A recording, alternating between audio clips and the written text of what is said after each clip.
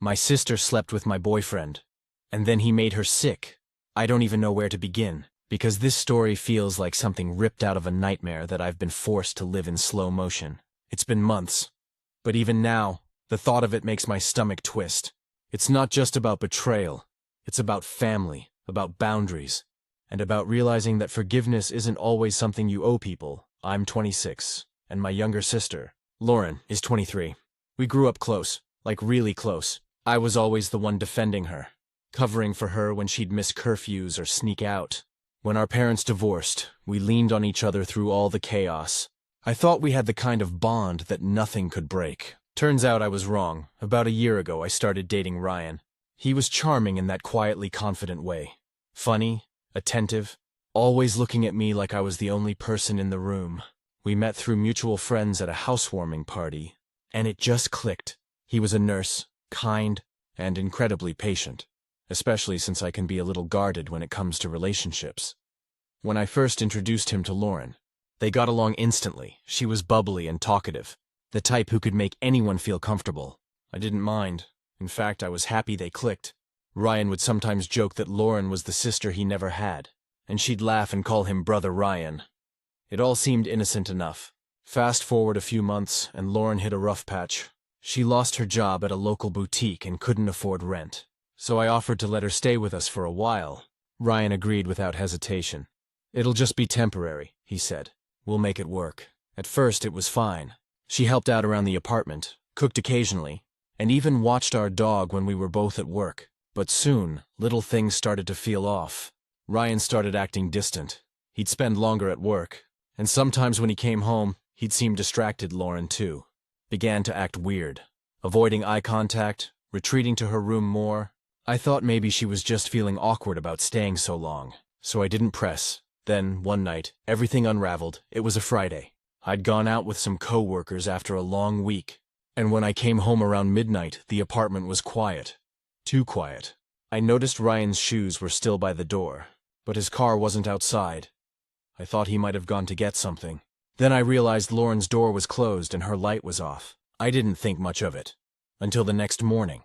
Lauren was gone, not just out, gone. Her things were missing, and she'd left a note on the counter that said, "I'm sorry, don't call me for a while. Please." I remember sitting on the couch shaking, trying to process it.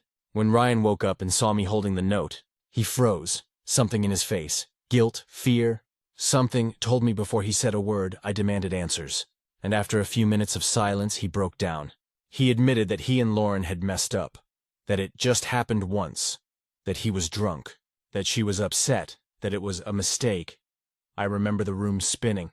I didn't scream. I didn't cry. I just stared at him like I didn't know who he was. Because I didn't. The person I loved, the person I trusted, had betrayed me with the one person I never imagined would hurt me like that.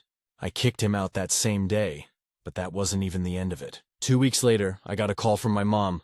She said Lauren was in the hospital, apparently. She'd been sick, really sick, and hadn't told anyone.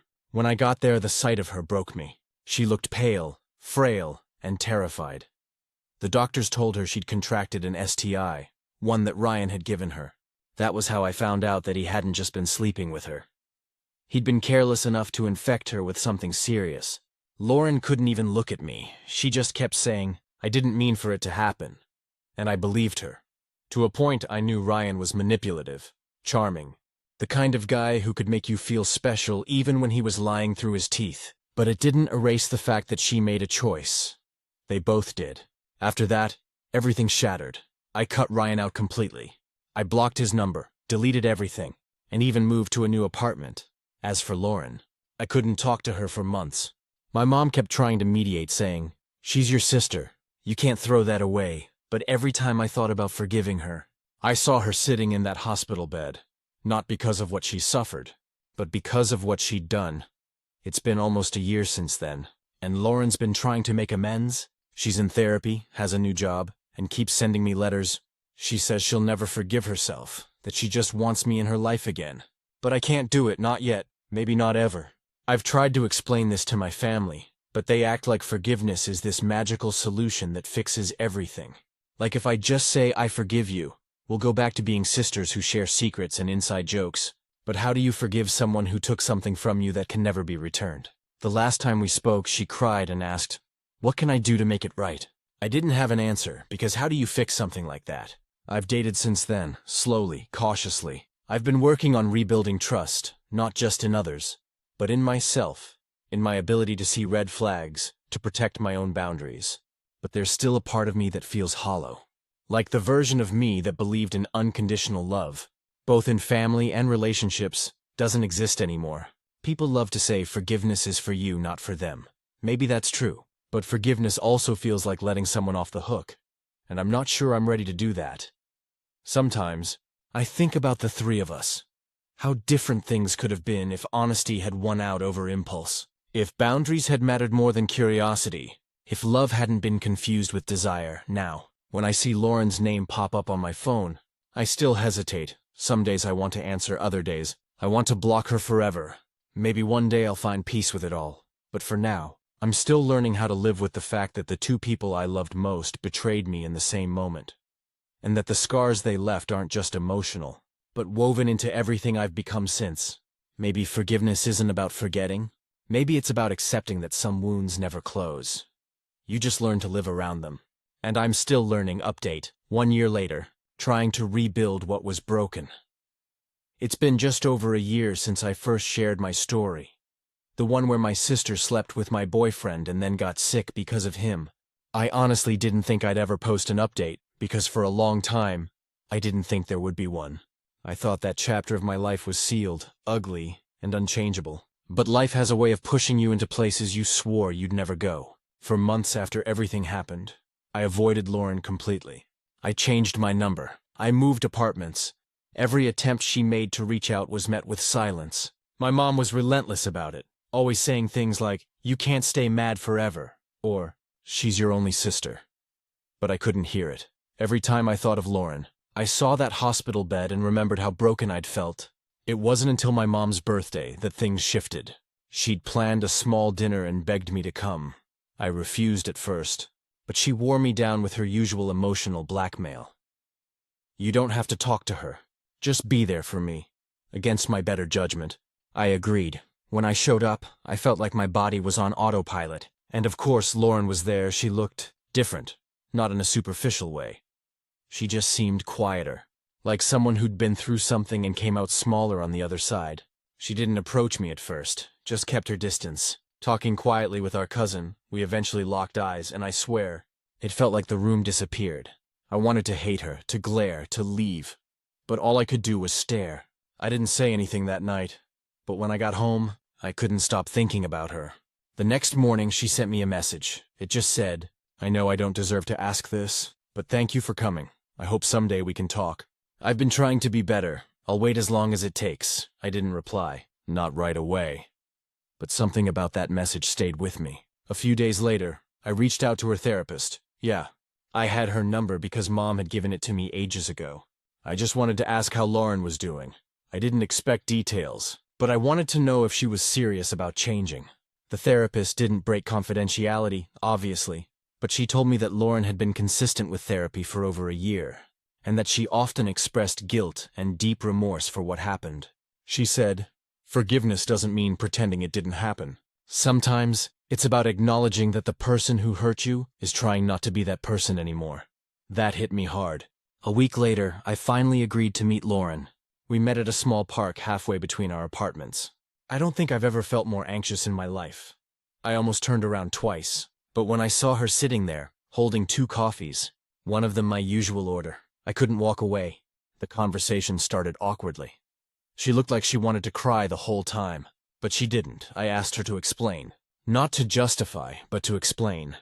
She told me that during that time, she was in one of the darkest places she'd ever been.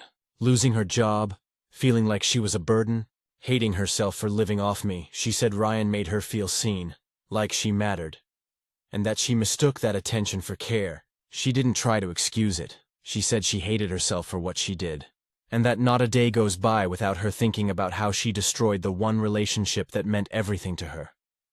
I didn't forgive her that day, but I also didn't walk away. We met again the week after, then again the next month, slowly, painfully. We started to rebuild something that resembled communication. It wasn't the same, it still isn't, but it's something. A few months ago, she asked if I'd go to a therapy session with her. Kind of a mediated conversation with her counselor present. I agreed, mostly out of curiosity. It ended up being one of the hardest, most cathartic hours of my life. She cried the entire time. I didn't, I just listened. I realized during that session that holding on to anger wasn't protecting me anymore. It was poisoning me. I had spent so long keeping my walls up that I didn't notice how they were trapping me inside my own resentment. That night I went home and cried for the first time in over a year. It wasn't sadness exactly. It was like finally letting go of a breath I'd been holding. The next day I called her. I told her I wasn't ready to say the words, "I forgive you," but that I was open to trying. That was the first time I heard her truly laugh again. Since then we've been rebuilding, slowly, carefully. She still lives separately, but she comes by sometimes for coffee or dinner. We talk about little things, work, our mom, random life updates. Sometimes the silence between us is heavy, like we're both walking on the edge of something fragile. But it's honest. Ryan tried reaching out once, through email. I deleted it without reading it. I don't care where he is or what he's doing. That chapter is sealed shut. Lauren, though she's different, she's grown, and I've changed too. I'm not the same person I was before all this happened. I'm more cautious, but also more aware of what it means to heal. That it's not about going back to how things were, but about accepting what's left and choosing to move forward anyway. Sometimes people comment that I'm strong for even trying to mend things with her. I don't feel strong. Some days, I still feel like a fool for opening the door again. But other days, I see how hard she's working to make it right. And I realize maybe strength isn't about forgiveness. It's about refusing to let pain be the only thing that defines you. A few weeks ago, she surprised me with something. It was a framed photo of us as kids, baking cookies in our mom's kitchen, flour all over our faces. Underneath the glass, she'd written a note. Before we broke, we loved each other. I'll spend the rest of my life trying to earn back that kind of love. I cried when I saw it. I still do sometimes. We're not back to being sisters the way we used to be, and maybe we never will be. But now, when she hugs me goodbye, I don't flinch. And when she tells me she loves me, I can finally say it back. Quietly, hesitantly, but truthfully. I don't know if full forgiveness will ever come. But I do know that hate doesn't have to be the end of the story. Maybe that's enough. Final update, 3 years later. Finding peace in the ruins. It's been 3 years since I first told my story. And if you had told me back then that I'd be writing this now, from a place of peace rather than pain, I would have laughed bitterly. The idea of forgiving my sister, of rebuilding trust, of finding happiness again, all of it felt impossible. But life changes you. Time, distance, and pain have a strange way of reshaping everything. Lauren and I are okay now. Not perfect, not back to normal, just okay, and for me that's more than enough. After our therapy sessions, things got easier in small ways. The long silences became shorter. The awkward hugs became natural. We started celebrating birthdays together again. Quietly at first, just the two of us and our mom. Then, over time, we began to include other family members. The first real test came when I started dating again. His name is Ethan, and I met him at a work event. He was patient, kind, and refreshingly transparent. When we first started talking, I was upfront about my past. I told him about Ryan, about Lauren, about the trust issues I still carried like scar tissue. Instead of pulling away, he said, "You don't need to be healed for me to care about you. You just need to be honest." That line stuck with me. It was the opposite of what Ryan had been. No games, no manipulation, just quiet consistency.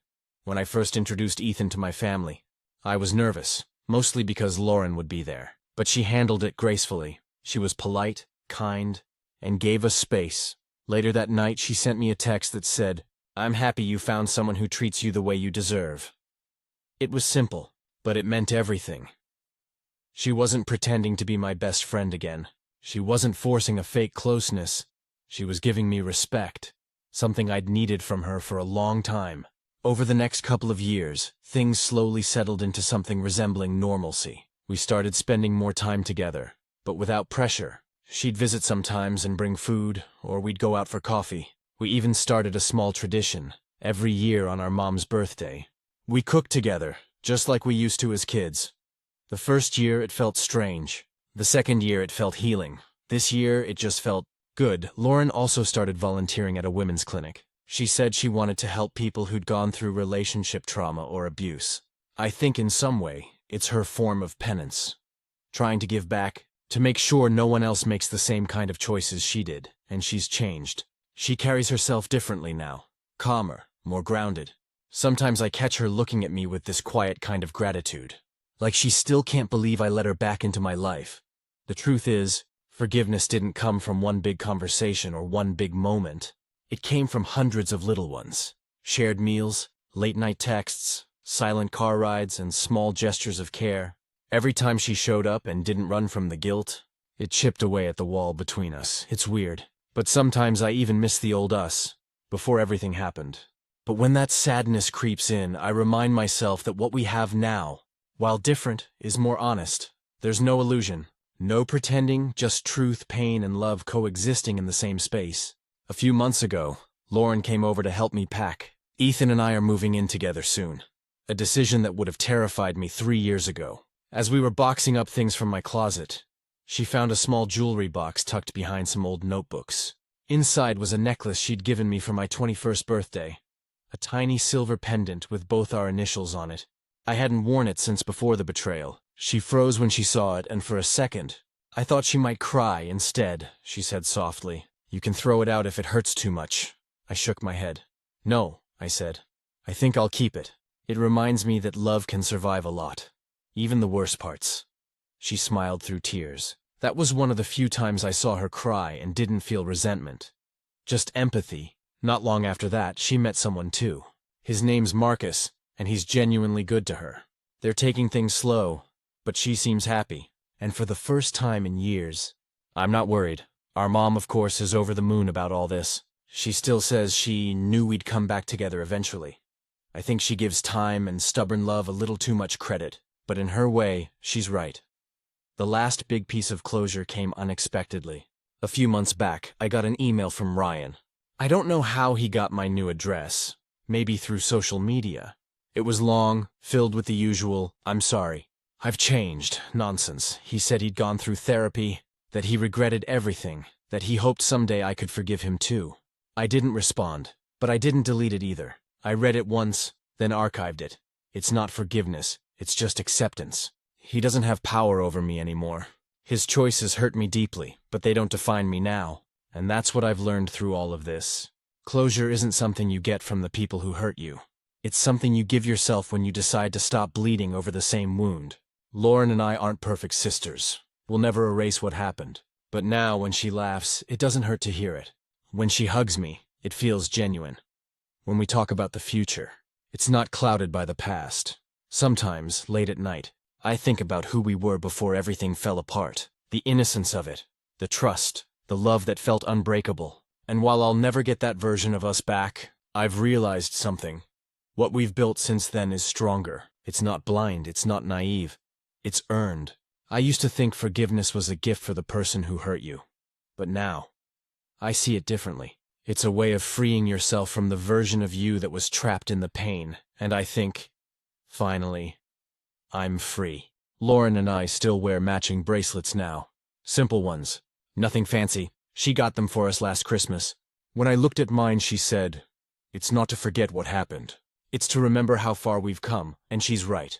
Because we're not just sisters who survived betrayal anymore. We're sisters who learned how to rebuild love after it broke. And that, to me, is more powerful than forgiveness itself.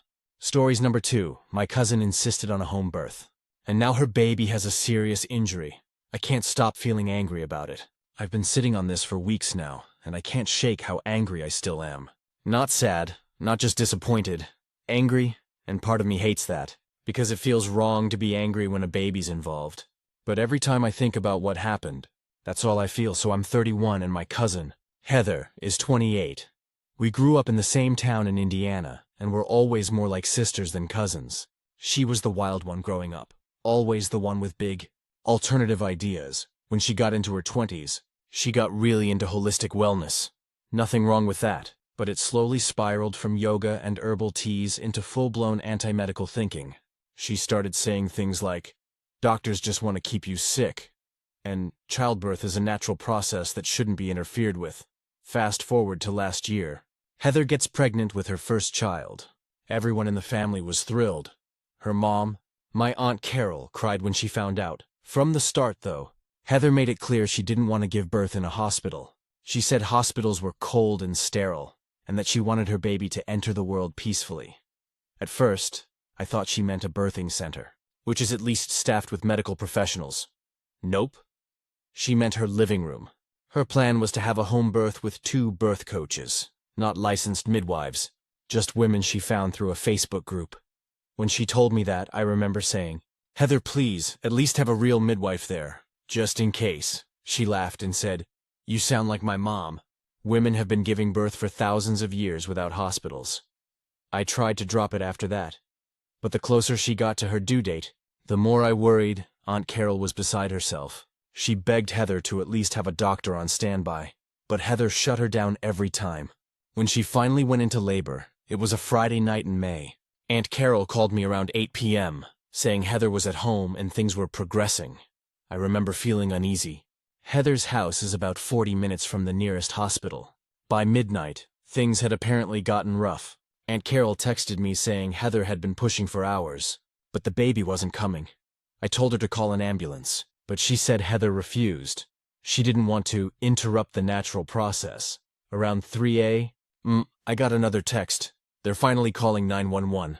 By the time paramedics arrived, the baby was stuck in the birth canal. He wasn't breathing when they got him out.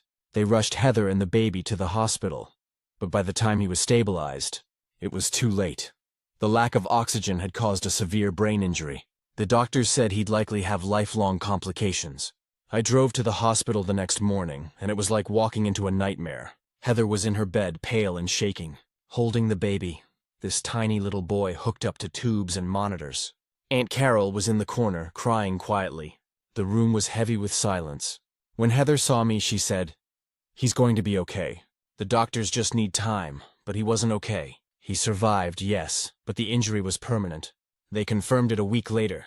He'll need therapy, possibly surgeries, and no one knows how much he'll ever be able to do on his own. Everyone around me has been handling it with kid gloves. Aunt Carol is grieving but trying to support Heather. My mom says we should all focus on love and healing. But every time I look at that baby, at what could have been prevented, I feel this surge of anger that I can't turn off. Because this didn't have to happen. Heather was warned over and over again. By me, by her mom, even by her doctor, who told her she was a higher risk pregnancy because of her blood pressure. She ignored every single one of us. She wanted to trust her body, and now that choice cost her son his health. I know she's hurting. I know she didn't want this outcome, but she still defends the decision. She says the hospital made things worse. They traumatized him pulling him out.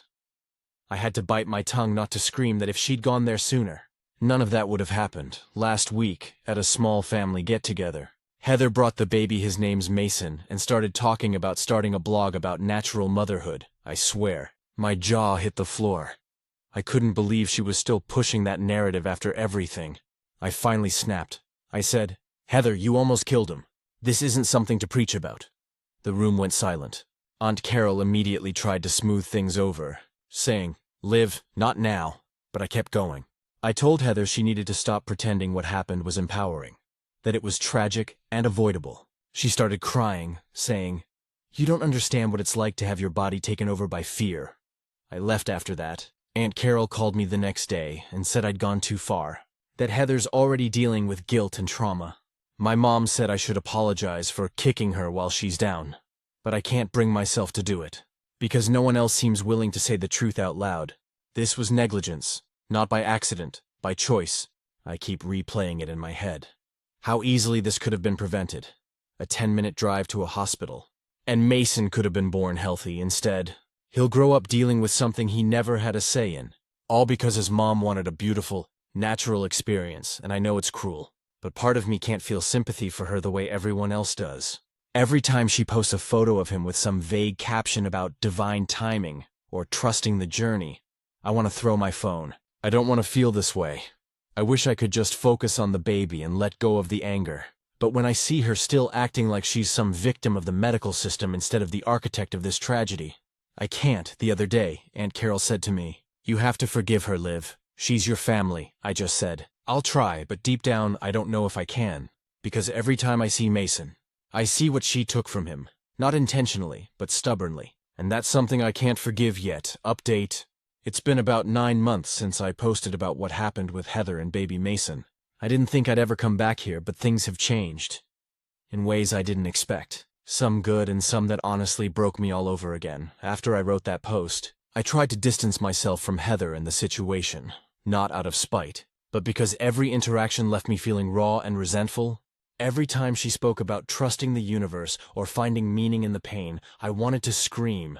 So I kept my distance. I sent gifts for Mason, checked in occasionally through Aunt Carol, but avoided seeing her in person. At first, that felt like the only way to stay sane. But the problem with family is, no matter how far you step back, they find a way to pull you back in. In July, Aunt Carol called and said Heather had been struggling, financially, emotionally, everything. Mason's therapy bills were piling up. And Heather's boyfriend, who I barely mentioned in the original post because he wasn't really involved, had left. Apparently, he couldn't handle the pressure. So now it's just Heather and Aunt Carol taking care of Mason. When I heard that, something inside me softened. I don't know if it was guilt or pity or maybe just time dulling the sharp edges of my anger. I asked Aunt Carol if they needed help. She said, Heather would never ask. But yes, she's drowning. So I went over there. It was the first time I'd seen them in person since the hospital. Almost 10 months later, walking into Heather's house felt surreal. It used to be bright and airy, with candles and plants everywhere. Now it smelled faintly of antiseptic and baby powder. There were medical supplies stacked neatly on a table, feeding tubes, suction kits, wipes. A monitor that beeped softly in the background. Mason was on a soft playmat in the living room. He was tiny, even smaller than I'd imagined. His eyes followed light, but he didn't move much. When Heather lifted him into her arms, her hands were steady, practiced, gentle. She kissed the top of his head and said, "Say hi to Aunt Liv." My throat closed up. I couldn't even speak. I just crouched next to him and whispered, "Hi, buddy." Heather looked different, not just tired, but changed in a way that went deeper. Her hair was unwashed, her face drawn, but her eyes, those bright, defiant eyes that used to light up every conversation, looked hollow. We sat for a while. She asked about my job, my boyfriend, my parents. Small talk.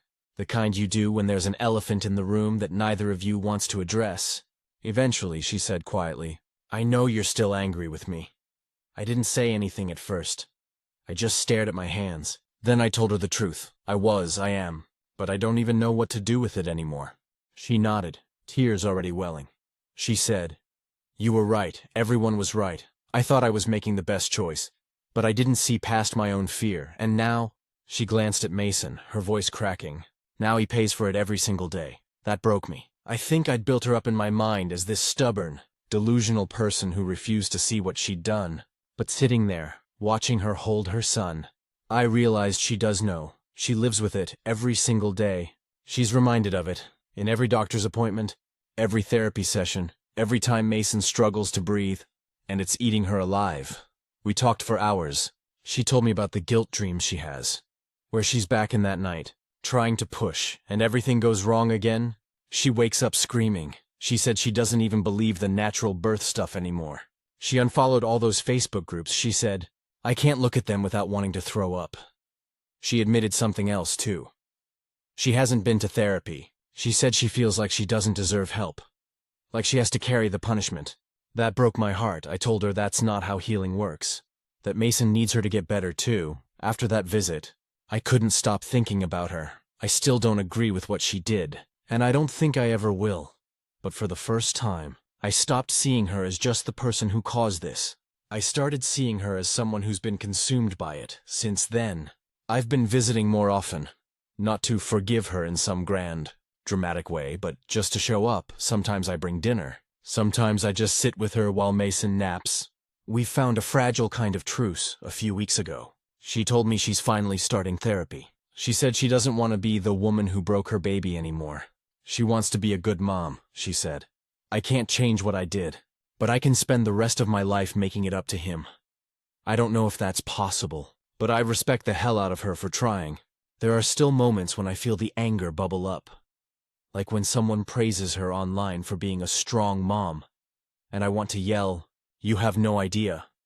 But I'm learning that anger and compassion can exist in the same space. You can love someone deeply and still hold them accountable for the worst mistake of their life. A few nights ago, I was holding Mason while Heather made tea. He was half asleep. His little hand curled around my finger. For a second, I looked at his face and realized something that hit me hard. I don't just feel sorry for him anymore. I love him, not out of pity, but in that fierce, protective way you love family. Heather came back into the room and saw me smiling. She said softly, "You're not mad right now, are you?" I said, "Not right now." And that's where we are. Not perfect, not fixed, but trying. If you'd told me last year I'd ever be able to sit in that house without wanting to scream, I would have laughed, but life's strange that way. Sometimes forgiveness doesn't look like an apology or a big moment of redemption. Sometimes it just looks like showing up anyway, with all the messy feelings, the guilt, the grief, and still choosing to care. Heather's not who she was before, and neither am I, but maybe that's the point. Maybe sometimes tragedy burns everything down so you can start over. Not from scratch, but from something real. Final update. It's been almost 4 years since everything happened. Since that night Heather gave birth at home. Since Mason's first days in the NICU. Since our family fractured and slowly pieced itself back together. I honestly didn't think I'd ever come back here again. But I've been thinking a lot about closure, and what it actually means. I guess this is my way of finding some. Mason just turned 4 last month. They had a small birthday party at Aunt Carol's house. Just family. A few of Heather's friends from the support group. And one of his therapists who's basically become family too. It was one of those warm, early summer days where the air feels soft and full of nostalgia. Mason was sitting in his adapted wheelchair under a big umbrella, laughing as we blew bubbles around him. His laugh. It's the kind of sound that fills a room even though it's quiet. Like he's trying his best to match everyone else's energy. I remember standing there watching Heather. She was wearing this faded blue sundress, her hair pulled back, and there was this calmness about her that I hadn't seen in years. For so long, she carried herself like she was waiting to be punished. But now, she just looked present, still tired, still healing, but grounded. After we sang Happy Birthday, she handed Mason a tiny cupcake. He can't eat solids easily, but he licked the frosting and smiled. And Heather laughed. A full, genuine laugh. I don't think I realized until then how long it had been since I'd heard her sound like that. Later that night, after everyone left and Mason was asleep, she and I sat on the porch. The house was quiet except for the hum of the baby monitor and the cicadas outside. She handed me a beer, clinked hers against mine, and said, 4 years, can you believe it? I said, some days it feels like 20. She nodded and smiled. Yeah, but I think, we're okay now, aren't we? And she was right. We're okay, not in that picture-perfect, movie-ending way, but in the real, earned kind of way. Heather's come so far. She's been in therapy for over 2 years now. Trauma, grief, guilt, all of it. She joined a parent group for families with kids who have birth injuries, and she started volunteering as a peer mentor for new moms in the NICU. I think that's what really changed her. Turning her pain into something that helps other people. She doesn't talk about natural birth anymore. In fact, she's the first one to speak up when someone starts spreading misinformation online. I saw her comment on a post once. Someone romanticizing home births without medical supervision. And she wrote, "Please, don't risk it. I did.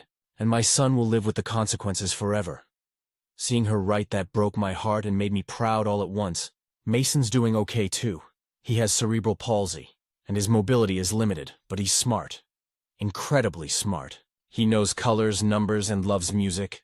Heather says he lights up every time she plays Elton John. His favorite song is Rocket Man, and me. I've learned a lot about grace. About the kind that doesn't erase what happened but helps you carry it differently. For the first couple of years, I still struggled with flashes of resentment. Especially when I'd see Heather post photos captioned "My Miracle Boy." Part of me wanted to scream. He shouldn't have had to be a miracle in the first place. But therapy helped me realize that holding on to that anger wasn't protecting Mason. It was just keeping me tethered to the worst night of all our lives. Now, I'm one of Mason's favorite people. Heather jokes that I'm the fun aunt. I take him to the zoo, to music classes, to therapy sessions when she has work. He loves when I bring bubbles. It's our thing.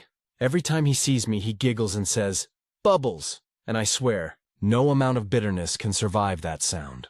I'll never forget one particular afternoon last fall. Heather had a rough week.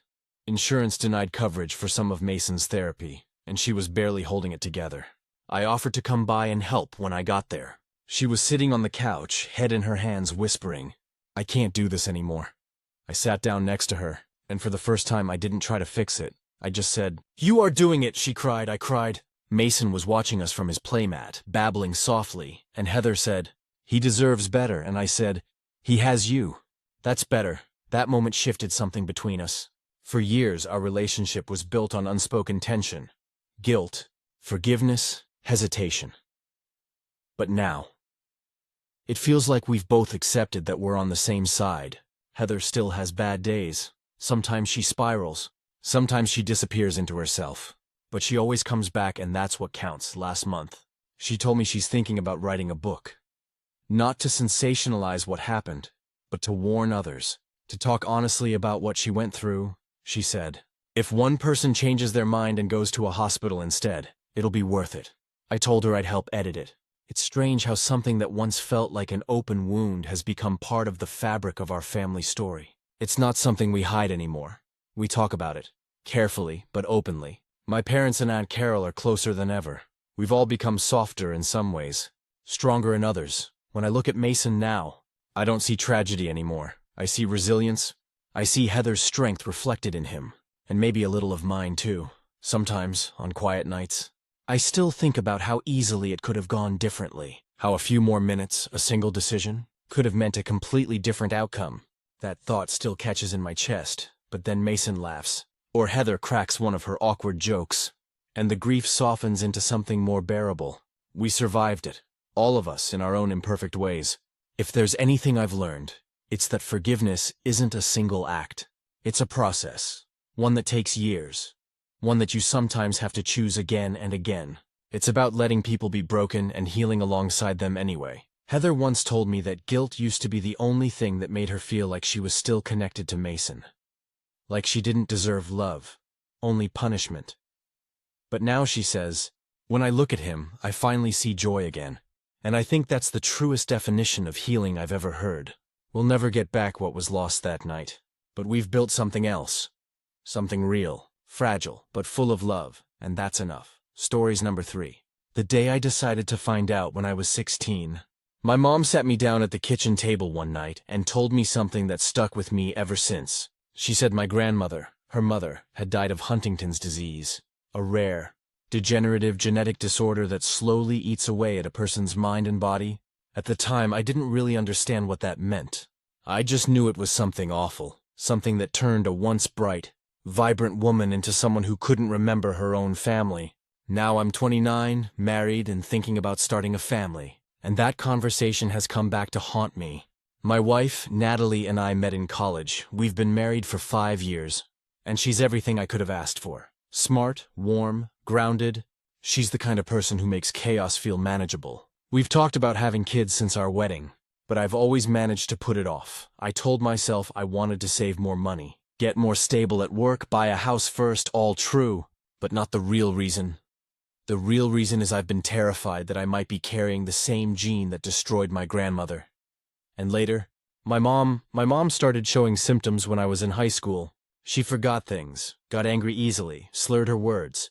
The doctors confirmed it not long after. Huntington's. Watching her fade was one of the hardest things I've ever gone through. She passed away when I was 24, right after my college graduation. I've never told Natalie the full story of how bad it got at the end. She knows about my mom's illness, of course, but not all the details. The nights she'd wander off and I'd have to go looking for her. The time she forgot who I was, or how her body started moving in jerky, uncontrollable ways. I didn't want to unload that pain onto her. But recently it's been harder to avoid. Natalie's ready to start trying for a baby, and every time she brings it up, I feel this pit in my stomach. Huntington's is genetic. There's a 50% chance that I carry the mutation. If I do, there's also a 50% chance I could pass it to my children. So, I told her the truth. One night after dinner, I told her I wanted to get tested to see if I carry the mutation. I tried to sound calm, but my voice shook when I said it. Natalie went quiet. I expected her to say something like, "Of course, you should do it." But she didn't. Instead, she said, "Are you sure you want to know? What if you can't handle it?" That question hit me like a punch. I told her I've already been handling not knowing my whole life. The uncertainty has been a shadow over everything. I think I deserve clarity, even if it's bad news. But Natalie didn't see it that way. She said she's worried that if the results come back positive, it'll change how I live. How we live. She said it might make me spiral into depression or ruin our plans. I understood where she was coming from, but it still hurt. It felt like she was saying she'd rather I stay ignorant for her comfort. We've been tiptoeing around the topic for weeks now. She'll bring up baby names or nursery ideas, and I'll smile. But inside I'm thinking, what if I won't be around long enough to see our kid grow up? What if I leave Natalie to raise them alone? What if I pass it on? Last weekend, we went to visit my mom's old friend, Sharon, who took care of her near the end. Sharon hugged me and said, "You look more like her every year." It was meant as a compliment, but it made my chest tighten, because I remember how my mom looked when she was sick. Thin, trembling, blank-eyed. That night I couldn't sleep. I lay awake next to Natalie, staring at the ceiling, feeling the weight of everything pressing down on me. I thought about my mom, my grandma, and all the others who never got the chance to know. I realized that whether the result is good or bad, I can't keep living like this, half in fear, half in denial. So, the next morning, I called a genetic counselor and made an appointment. Natalie didn't say anything at first when I told her. She just nodded, like she'd already accepted I was going to do it no matter what. Later that day, though, she broke down crying. She said she's scared too, scared of losing me, scared of what it could mean for our future. And I get it, I'm scared too. Terrified, actually. But I told her this isn't about being brave or reckless. It's about taking control of something that's haunted my family for generations. I don't want to build a life on fear. If I'm going to have kids, I need to know what kind of future I might be giving them. The appointment is next week. I'll have to give a blood sample, and then it'll take a few weeks for the results. The counselor said it's not an easy process. There are pre-test and post-test sessions to help you deal with whatever you learn. They don't just hand you the results in an envelope and send you home. Natalie offered to go with me, even though I could tell it scared her. I said yes, I want her there. Whatever happens, she deserves to know too. I've thought a lot about what it means to live a full life. My mom, even as she got sick, told me once that she wouldn't have changed having me. Even if she knew you were worth every good year, she said. I think about that a lot. Maybe I'll find out I don't carry it, and all this fear will finally lift. Or maybe I'll find out I do, and I'll have to face a future I've been running from for years. Either way, I want to face it with open eyes. I love Natalie. I want a life with her. I want a family. But I also want honesty about who I am, what I carry, and what the future might hold. No matter what happens, I think knowing will finally give me something I've never really had before. Peace. Update. It's been almost 3 months since I wrote about getting tested for Huntington's. Reading back on what I said then feels surreal now. I was terrified, but also determined, ready to finally face something that had hung over my family like a curse. I didn't realize how heavy it really was until I stepped into that genetic counselor's office for the first time. Natalie came with me. I remember her hand shaking in mine as we sat in the waiting room. There were pamphlets everywhere about genetic disorders. Counseling, family planning, everything felt sterile and quiet, like the air was holding its breath when they called my name. My heart was pounding so loud I could barely hear the nurse. The counselor's name was Dr. Fletcher. She was calm, kind, and straightforward in a way that helped me stay grounded. She explained everything again, how Huntington's works, what a positive or negative test means, what life could look like either way. She asked me questions that cut deep like, what do you think you'll do with this information? And who's your support system? I said Natalie, of course. But I also realized in that moment that I hadn't told anyone else. Not my dad, not my sister, not even my best friend. After the counseling session, they took my blood. I watched the vial fill and thought, this little tube might hold the rest of my life inside it. Then came the waiting. 6 weeks of limbo. 6 weeks of pretending I was fine while every part of me felt suspended between two versions of the future. Natalie tried to keep things normal. She'd cook my favorite meals, drag me out for walks, make me laugh. But I could see it in her eyes. She was just as scared as I was. There were nights I'd catch her looking at me when she thought I wasn't paying attention, like she was memorizing my face just in case everything changed. I tried to distract myself with work, but even there, my mind wandered. I'd find myself staring at spreadsheets, wondering if I'd live long enough to retire, or if I'd start forgetting names in 10 years like Mom did. When the day finally came for the results, I barely slept the night before. I kept thinking about my mom, her hands shaking as she tried to hold mine when she still could. I wondered if she'd have wanted to know, if she'd have lived her life differently. Natalie and I sat across from Dr. Fletcher again. My palms were sweating so bad I thought they might stick to her desk. She looked at me for a long moment before speaking, and then she said it. "You tested negative for the Huntington's mutation." I just sat there, staring at her. It didn't register at first. I must have blinked a dozen times before it hit me. Negative, I don't have it, I don't carry it. I remember laughing. This strange, almost hysterical sound that turned into tears. Natalie burst into tears too, and then we were both hugging, crying, laughing, all at once. I think I asked Dr. Fletcher to repeat it at least 3 times before it sank in. On the drive home, everything looked different. The same trees, the same streets, but it felt like the world had color again. The air felt lighter, but here's the thing. Nobody tells you about relief that big. It doesn't come without guilt. That night, after the happiness faded into quiet, I felt it creeping in. Guilt that I was free from something that had destroyed my mom. Guilt that my sister Claire might not be so lucky if she ever decides to get tested. Guilt that I get to move on when so many in my family never did. Natalie noticed. She didn't say much, just wrapped her arms around me and whispered, "It's okay to feel both things." And that was exactly it. I was happy, but I was grieving too. Over the next few weeks, I reached out to people I hadn't spoken to in years. I called Claire and told her the results. She cried too. She said she wasn't ready to know for herself yet, but that my test gave her hope. I also visited my mom's grave for the first time since before the test. I brought lilies, her favorite, and sat there for a long time. I told her everything, the fear, the waiting, the relief. I told her I wished she'd had the chance to know peace too. Natalie and I have started talking about having a baby again. This time, it feels different. Not rushed, not desperate, but real. Like something that can finally happen without the shadow of what if. She told me she wants to name our daughter Lily. After my mom, I think she knew that would hit me right in the chest. I've learned something through all of this. Knowing doesn't destroy you. Not knowing does. Living under the weight of uncertainty eats at you slowly. Quietly, the truth, even when it's painful. Sets something inside you free. I don't know what the future looks like, but for the first time in my life, I feel like it's truly mine. Not borrowed time, not something waiting to collapse, just mine. I still think about my mom a lot. I think she'd be proud, not just because of the result, but because I faced it, because I stopped running. And maybe that's what she wanted from me all along. Final update. It's been nearly 10 years since that day in Dr. Fletcher's office. I'm 39 now. I reread my old posts sometimes, and it feels like something written by another version of me. A man trapped between hope and dread, waiting to find out what kind of future he had. Back then, everything hinged on one blood test. I thought knowing the result would give me closure. What I've learned is that it gave me something better. Permission to live. Natalie and I have 2 kids now, Lily, who's 7, and Jonah, who just turned 4. They've got her freckles and her curiosity. Lily asks a million questions about everything.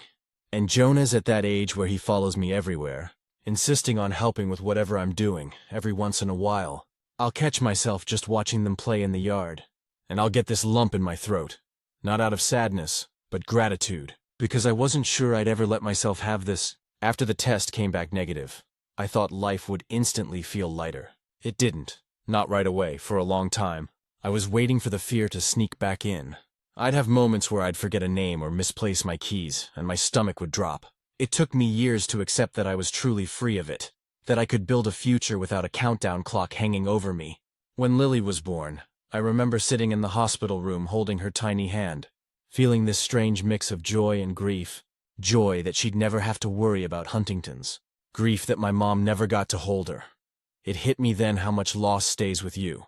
Even when the storm has passed, you move on, you grow, but the memory of what you survived never fully leaves. Natalie and I are stronger now than we've ever been.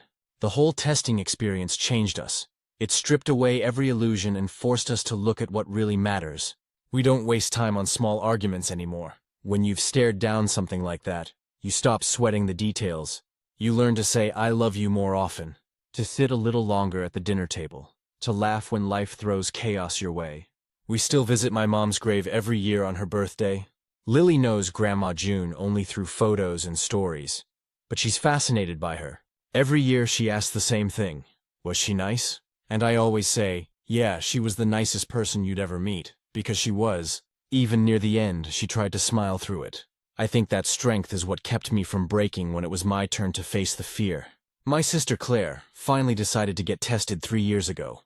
Her result was negative too. We met for dinner the night she got the call, and she cried into her wine. Not because she was sad, because it was over. The weight that our family had carried for generations finally ended with us. I didn't realize how much that meant until later.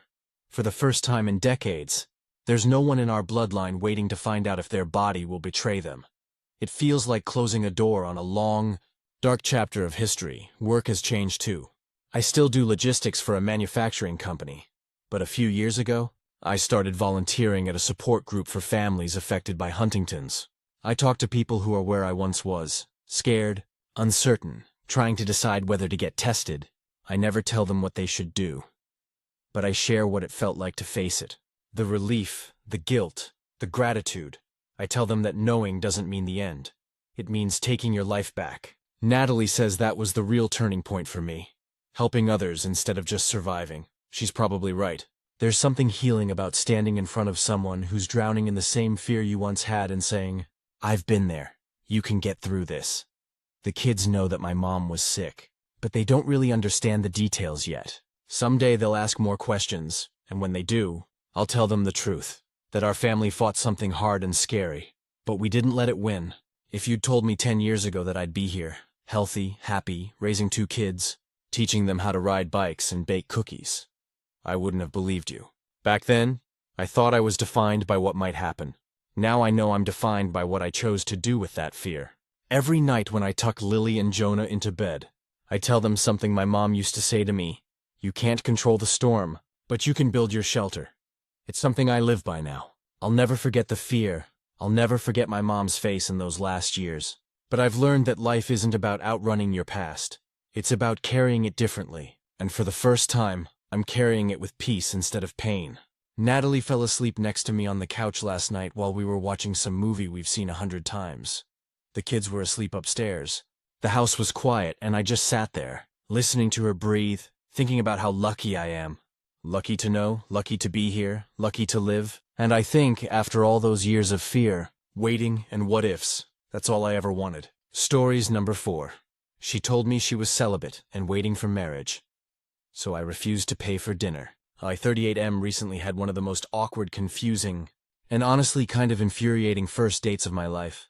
I've been back in the dating world for about a year now, after a long-term relationship ended, and I've had my share of weird dates, but this one was next level. I met Jill42F on a dating app.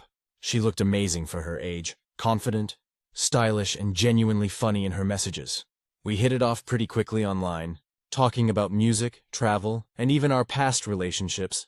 She told me early on that she had 2 adult kids, one in college and another who'd just moved out of state, and that she'd been married twice before. She said she was finally ready to find something real, and I respected that. For context, I'm not some player or hookup-only kind of guy. I've been in long relationships, and I'm open to commitment. But I also believe that dating, especially early on, should be balanced. Both people invest their time, their energy, and yes, sometimes their money. I don't mind paying for dates, but I've always felt it should be mutual effort, not entitlement. Anyway, after about a week of texting, we decided to meet in person. I suggested a mid-range steakhouse in downtown Nashville. Not too fancy, but nice enough for a first date, she agreed. And I made a reservation for Saturday night. When I arrived, she was already there, sitting at the bar with a glass of wine. I noticed right away that she was stunning. Better in person than in her pictures. She smiled when she saw me and gave me a quick hug. We sat down at the table, ordered drinks, and started talking. At first, everything was great. She told me about her kids, her work as a freelance designer, and her plans to eventually move to Florida. She was witty and sharp.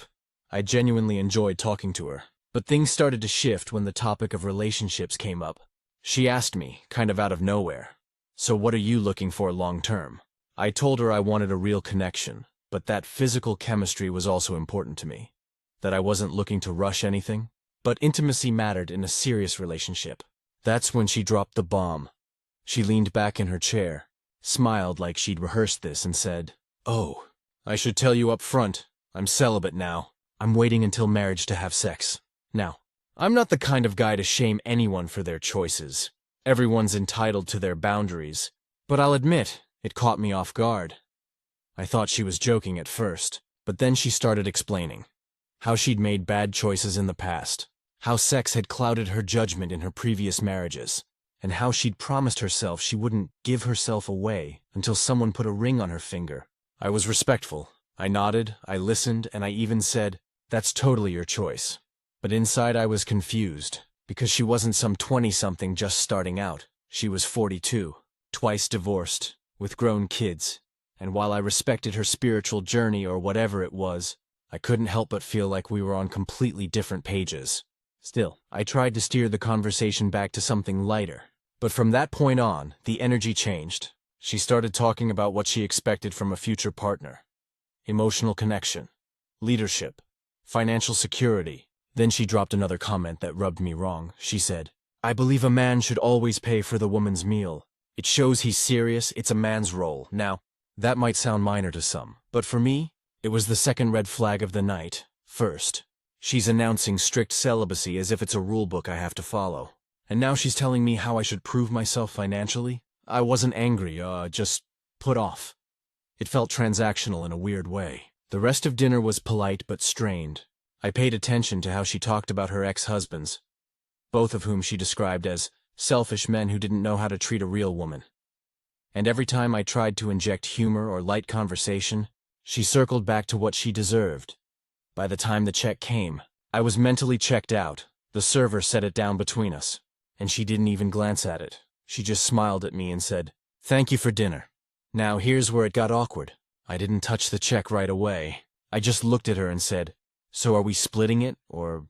Her expression changed instantly, like I'd just said something deeply offensive. She laughed, kind of incredulously, and said, "You're joking, right?" I said calmly, "No, I'm not. I don't think this is a romantic match, and I don't feel comfortable paying for your meal when there's clearly no connection." She looked stunned. "Wow," she said. "So you're punishing me because I don't want to have sex with you?" I shook my head. "That's not it. I just think dating is mutual. You set your boundaries. I respect that. But that doesn't mean I'm obligated to foot the bill," she scoffed. "This is exactly what's wrong with men today. No sense of chivalry." I didn't raise my voice, but I did say, "And expecting strangers to pay for your choices isn't exactly equality." She went quiet. Then, after a long pause, she grabbed her purse and said, "Wow, I guess I dodged a bullet. I hope you find someone shallow enough for you." She left without saying goodbye. The server came back a few minutes later. Looking uncomfortable, I sighed, took out my card, and paid for my drink and entree. Her half of the check stayed on the table. Later that night, I got a text from her. "You embarrassed me. You're a grown man. If you can't afford to date, don't." I didn't reply. But the next day, I told the story to a couple of friends, and opinions were split. My buddy Jake said I did the right thing, that I don't owe anyone a free meal just because they're dating with intentions. My coworker, Emily, though, said I was petty. She said, "You should have just paid and never called her again. That's the adult move." Maybe she's right, but honestly, it wasn't about the money. It was the principle. If someone tells you up front they're saving themselves for marriage, after 2 failed marriages and adult kids, fine, that's her choice.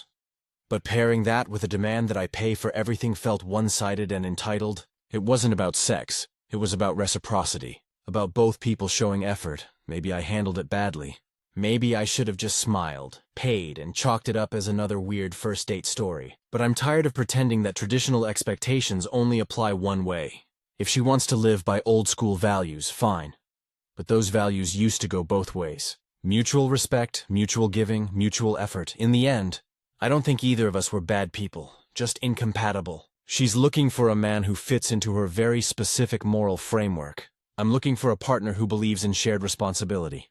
Still, I'll admit, part of me wonders if I could have handled it with more grace. But another part of me stands by my decision. Because if a first date already feels like a negotiation of who owes what, that's not chemistry. That's just a transaction pretending to be romance. It's been about 2 weeks since that date, and I honestly didn't think I'd be revisiting it.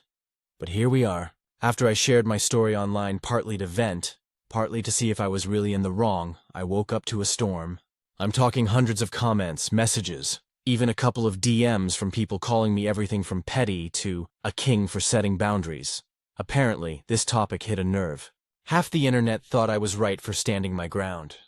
That paying shouldn't be automatic if the date makes it clear she's not interested in pursuing things romantically or physically. The other half said I embarrassed her, that it's just a meal, and that real men should pay regardless. I didn't expect it to blow up like it did. I even got sent a few TikToks of people reading my post out loud. Some creators sided with me. Others used it as an example of toxic masculinity. The weirdest part? Jill saw it. Yeah, she messaged me again. It started with, "Nice to see you're getting your 15 minutes of fame for being cheap." I stared at that text for a long time. I wasn't going to respond, but curiosity got the better of me, I replied. "I didn't name you or post pictures. No one even knows who you are," she said. "My friends do. They recognize the story. I've had people texting me asking if it was me." Then she followed with, "You humiliated me twice. Once in person, once online." I actually felt bad reading that, because regardless of who was right, I didn't want to hurt her, I told her. That wasn't my intention. I was trying to understand if I handled things wrong. She left me on read. That sat with me for a few days. I replayed the dinner in my head. Her confidence, her posture, her tone when she said she was waiting for marriage. She wasn't trying to trap me. She was trying to filter out men who wouldn't take her seriously. And in a way, she succeeded. I guess the clash wasn't really about sex or money. It was about what we both valued. But then something unexpected happened. One of the comments under my post came from a woman named Amber. She wrote something like, "You weren't wrong for not paying. I'm a woman, and I believe both people should contribute, especially early on. If someone sets their expectations before you've even had dessert, that's not compatibility, that's control." We ended up messaging back and forth. Turns out she's from Knoxville, around my age, and divorced too. She told me she'd had similar experiences. Guys who acted entitled, or women who treated dating like a financial audition. We bonded over bad date stories and the weird state of modern dating. I didn't expect to meet someone that way, but here we are. We've been talking daily. Haven't met yet, but it feels refreshing. Meanwhile, I learned Jill had actually made a Facebook post about the situation. Not mentioning me by name, but describing the date. Someone sent me screenshots, in her version. I was a disrespectful man who expected sex in exchange for food. That stung, because it wasn't true. I never pressured her, never said anything remotely inappropriate, but it also reminded me how people perceive things through their own lens. To her, me not paying was rejection. To me, it was self-respect. That realization changed how I view dating entirely. I talked to my mom about it one night. She's old-school Southern, raised in the men pay for everything generation. She surprised me by saying, "You know, I think you did the right thing. If a woman wants equality, it has to go both ways." Then she paused and said, "But maybe next time, you could have been a bit gentler about it." That stuck, because she was right. I didn't have to make it awkward in the moment. I could have paid, smiled, and walked away. Lesson learned instead, I made a stand mid-date. And while I believe in standing by your values, timing and tone matter too. The other big lesson? Everyone's playing by different rulebooks now. Some people still expect traditional gender roles. Others want full equality. Some use values as a shield for control. And if you don't clarify expectations early, you end up in awkward Mexican standoffs over dinner checks. So yeah, the internet dragged me and defended me in equal measure. Jill's probably still telling her version of events to her friends. But I'm not angry about it anymore. I realized we were both projecting something bigger than that one meal. She wanted a sense of control after failed marriages. I wanted fairness after being taken advantage of in past relationships. We were never really arguing about a steak dinner. We were arguing about everything that dinner represented. As for Amber, we finally decided to meet next weekend. I'm paying for my meal. She's paying for hers. Not out of bitterness, but out of respect. And if that goes well, maybe next time, I'll offer to cover hers. Not because I'm expected to, but because I want to. That's the difference I learned through all this. Generosity means more when it's voluntary. Not a transaction, not a test, just kindness. Final update, 6 months later. So, a lot has happened since I wrote my last update. Way more than I ever expected when I first posted that story about my awkward dinner with Jill. To be honest, I almost didn't want to write this one. Not because anything bad happened, but because so much has changed since then. That it feels like that version of me, the guy sitting across from a stranger arguing silently over a check, was someone else entirely. But people have been DMing me asking for closure, so here it is. After the last update, Amber and I finally met in person. We decided on a cozy little brewery about halfway between Knoxville and Nashville. Not too formal, not too casual. I remember walking in and spotting her immediately. She had this easy smile that made me feel calm right away. The kind of presence that doesn't demand attention but naturally draws it. We talked for hours, about everything. Dating, our divorces, how weirdly alien modern relationships can feel, and even that viral post of mine. She admitted she'd read it twice before messaging me because she wanted to see if I was being honest or just fishing for validation. She said, "You weren't wrong for wanting fairness, but you came off like a guy who was tired of being disappointed." She was right. I was tired. Tired of feeling like I was always either too much or not enough for people. When the server brought the check, we both reached for it at the same time and started laughing. It wasn't awkward, it was effortless. She said, "Split?" And I said, "Absolutely." And that was it. No debate, no tension. Just two adults who respected each other's autonomy. That night was the first time I left a date feeling lighter instead of heavier. We've been together ever since. Now, before anyone jumps to conclusions, no. This isn't some fairy tale ending where we ride off into the sunset. We've had disagreements, moments of miscommunication, and times we didn't see eye to eye. But the thing that sets it apart from my previous relationships is how we handle those differences. We talk. We don't play games or test each other's worth with unspoken rules. Amber isn't the type to demand I pay, but she also doesn't stop me when I offer. Sometimes she covers dinner without even mentioning it. Once, after I had a stressful week at work, she showed up with groceries and cooked at my place just because she felt like it. That kind of balance, that give and take, is something I didn't realize I was craving until I experienced it. Funny enough, that viral post came back around again a couple of months ago. Some influencer used it in a modern dating debate video. My face wasn't shown, but people recognized some of the phrasing. I ended up watching the clip with Amber one night. At first, I was nervous. The host read comments aloud, half calling me cheap and half calling me a man with standards. One woman said, "I get his point, but I'd still expect him to pay the first time." Another guy said, "This is what happens when people bring traditional values without traditional humility." Amber turned to me and said, "You know what? You made people think."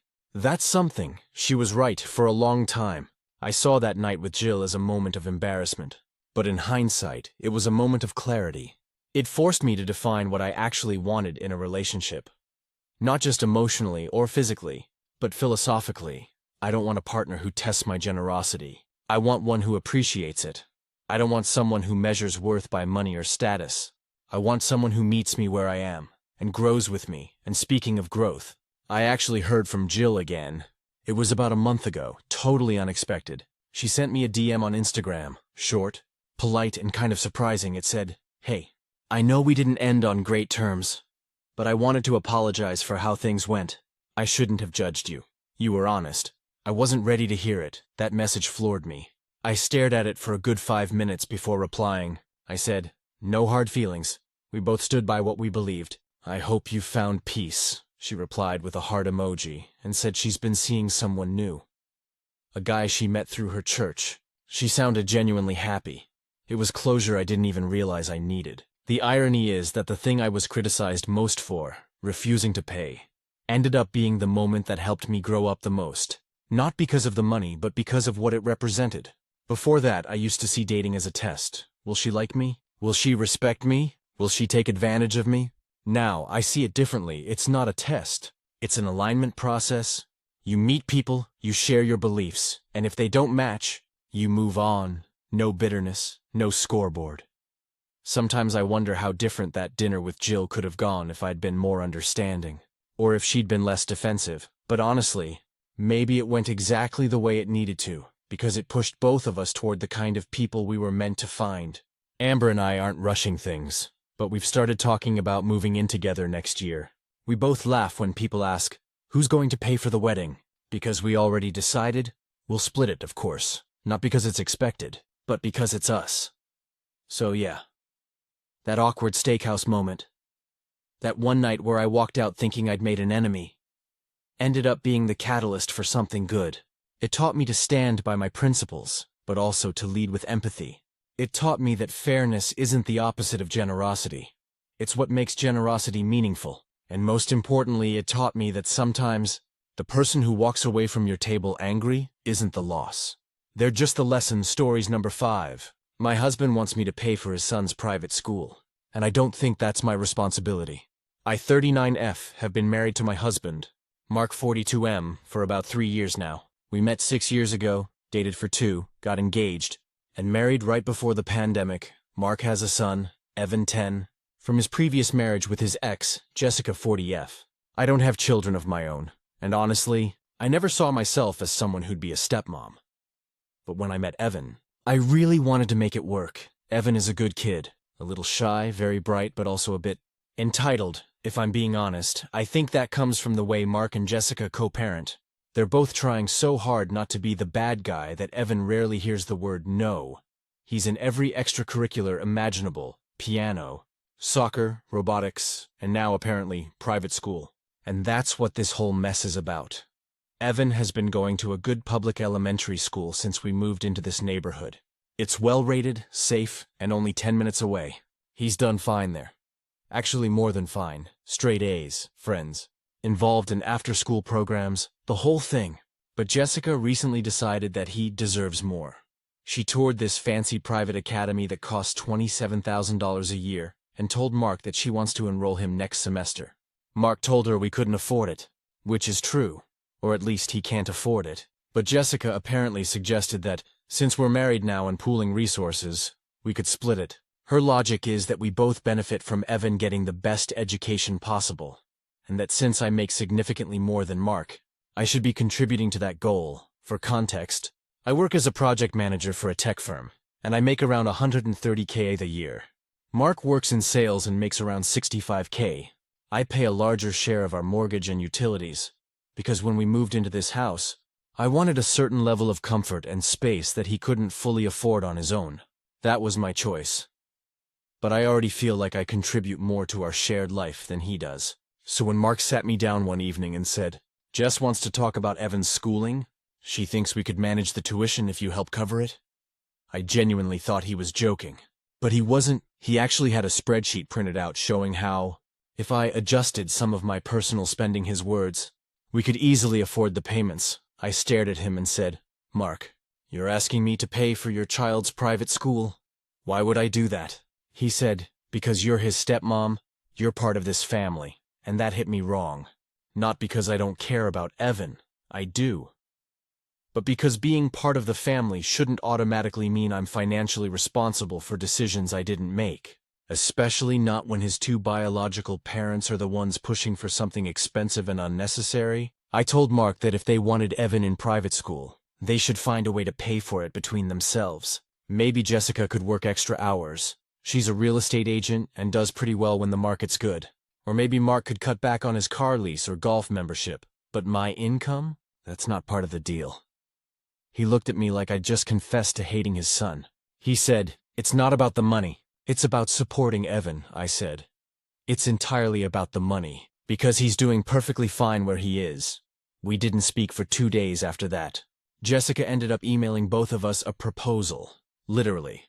A typed document outlining tuition costs, fees, uniforms, optional donations, and even field trip expenses. She wrote that if we all chipped in fairly, it would only be about $700 a month each. When I saw that email, I actually laughed. I forwarded it to Mark and said, "I'm not paying $700 a month for something I didn't agree to." He didn't find it funny. That night we had a huge argument. He said I was being selfish and short-sighted. He said that if the roles were reversed, if I had a child, he'd step up and help. I told him that's hypothetical, and hypotheticals don't pay tuition. The part that stung the most was when he said, "You're always talking about being a team. But when it comes to my son, suddenly it's every man for himself." I told him, being a team doesn't mean I have to fund someone else's parenting decisions. After that, things got cold between us. He started staying late at work more often. I noticed his phone lighting up with messages from Jessica more frequently, which made me uncomfortable. One night I asked if she was pushing him to convince me, and he said, "She's just trying to do what's best for Evan." Something I thought you'd understand. The implication was clear. I'm not a real parent, so I don't get it. What's complicated is that I do love Evan. He's sweet and funny, and loves showing me his latest Lego builds. But I don't feel responsible for financing his life choices. If I had my own child, yes, I'd want to give them the best. But Evan has two parents who are capable of making those decisions. I didn't sign up to be a third wallet. I told Mark that if this was such a big deal, maybe he and Jessica should rework their custody or child support arrangement. Legally. But I wasn't going to just write a check because it made him feel like a better dad.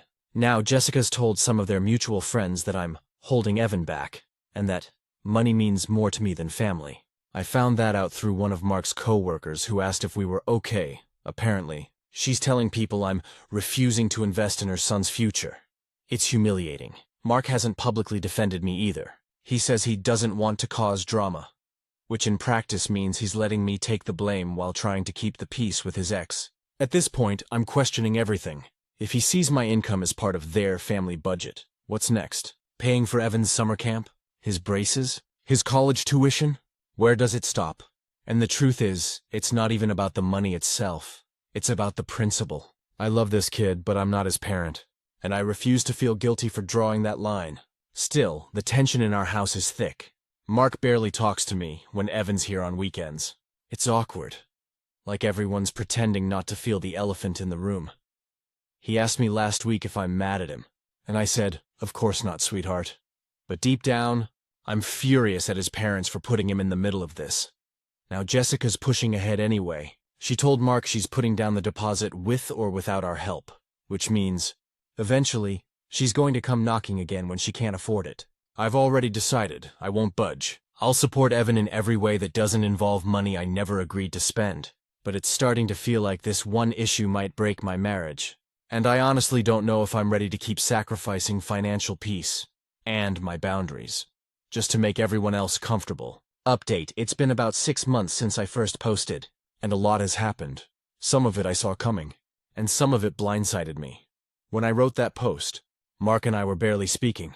The tension over Evan's private school had turned into this constant, low-level war zone in our house. Every conversation felt like walking through a minefield. Even simple things like, "What do you want for dinner?" would somehow circle back to, "You don't support my kid." Not long after that post, Jessica went ahead and enrolled Evan in the private school anyway. She paid the deposit on her own, then immediately started pushing Mark to cover half of the tuition. He caved, but the only way he could cover it was by dipping into our joint savings. And when I say joint savings, I mean mostly my savings, since I was the one contributing nearly 70% to that account. I didn't even find out until a month later when I was checking our bank statements. I noticed a $3,500 withdrawal labeled Hillcrest Academy tuition. I thought maybe there was a mistake, but when I asked Mark, he didn't even try to hide it. He said, "I told you I was going to help pay for it. I didn't think you'd mind if it came from our savings," I said. "Our savings? You mean the money we agreed was for emergencies or the house, not for your ex's decisions?" He tried to justify it by saying, "Evan is family. This is an investment in his future." That's when something in me snapped. I told him, "You keep saying this is for his future, but what about ours? What about the fact that you just used my money without even talking to me first?" He said, "I didn't think I needed to ask. It's family money. Family money, I swear." I could feel my blood pressure spike. I told him that if this was how he defined family, then maybe we weren't on the same page about what marriage meant. Because to me, partnership means mutual consent, not financial ambushes. He stormed out after that and stayed at his brother's place for a few days. When he came back, he acted like we were just supposed to move on, but I couldn't. The trust was gone every time I looked at him. I just kept seeing that withdrawal on the statement. This quiet betrayal disguised as doing the right thing.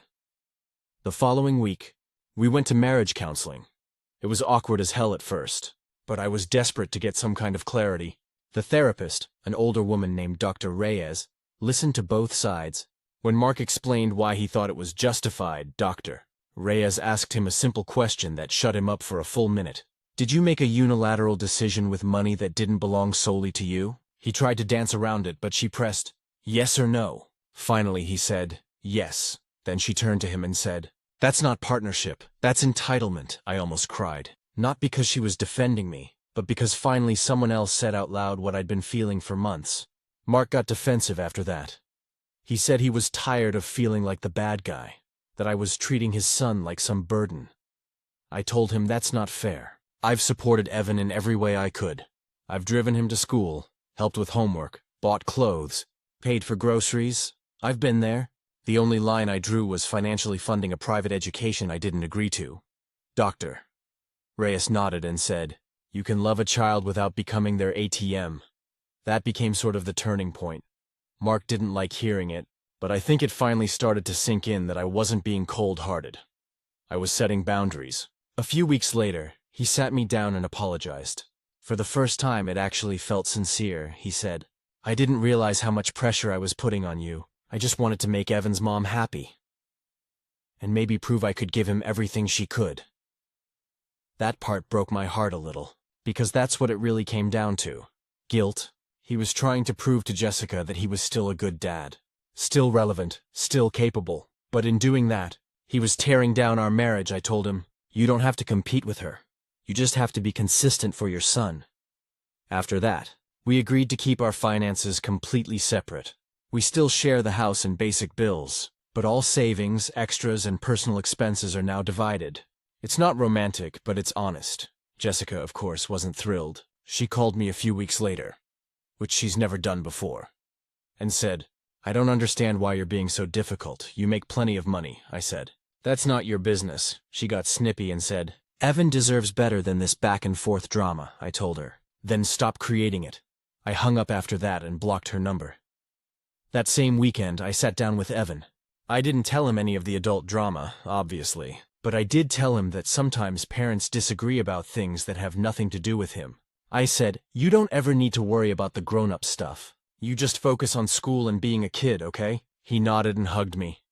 That moment reminded me why I was even trying to make all this work. Because despite everything, I do love that kid. Things between Mark and me are cautiously better. There's still a crack in the foundation. I won't lie about that. But at least he's taking accountability now. He's also trying to handle his financial obligations himself. He sold his car lease and got a cheaper used car. He even started a side gig doing online sales consulting to help pay for his portion of the tuition. The funny thing is, after all this, even Jessica is realizing the private school isn't all it was cracked up to be. She's already complaining about the pressure, the extra fees, and how it's not as nurturing as she hoped. I'm staying out of it, completely. Sometimes I think about how differently this could have gone if Mark had just come to me honestly from the start. If he'd said, "I can't afford this and I feel guilty," I would have had compassion. But the secrecy, the manipulation, the assumptions, those were what hurt. Now we're rebuilding, slowly, carefully. I told him that if he ever makes another big financial decision without talking to me first, that's it, we're done.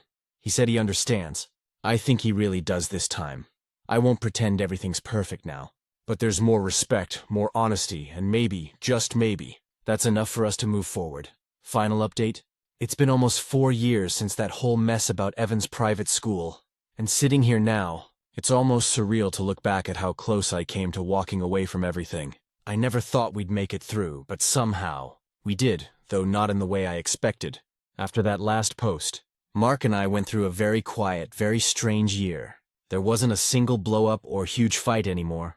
Just this long, uncomfortable silence where both of us were figuring out who we were outside the chaos. When you've spent so much time arguing, the calm afterward almost feels eerie.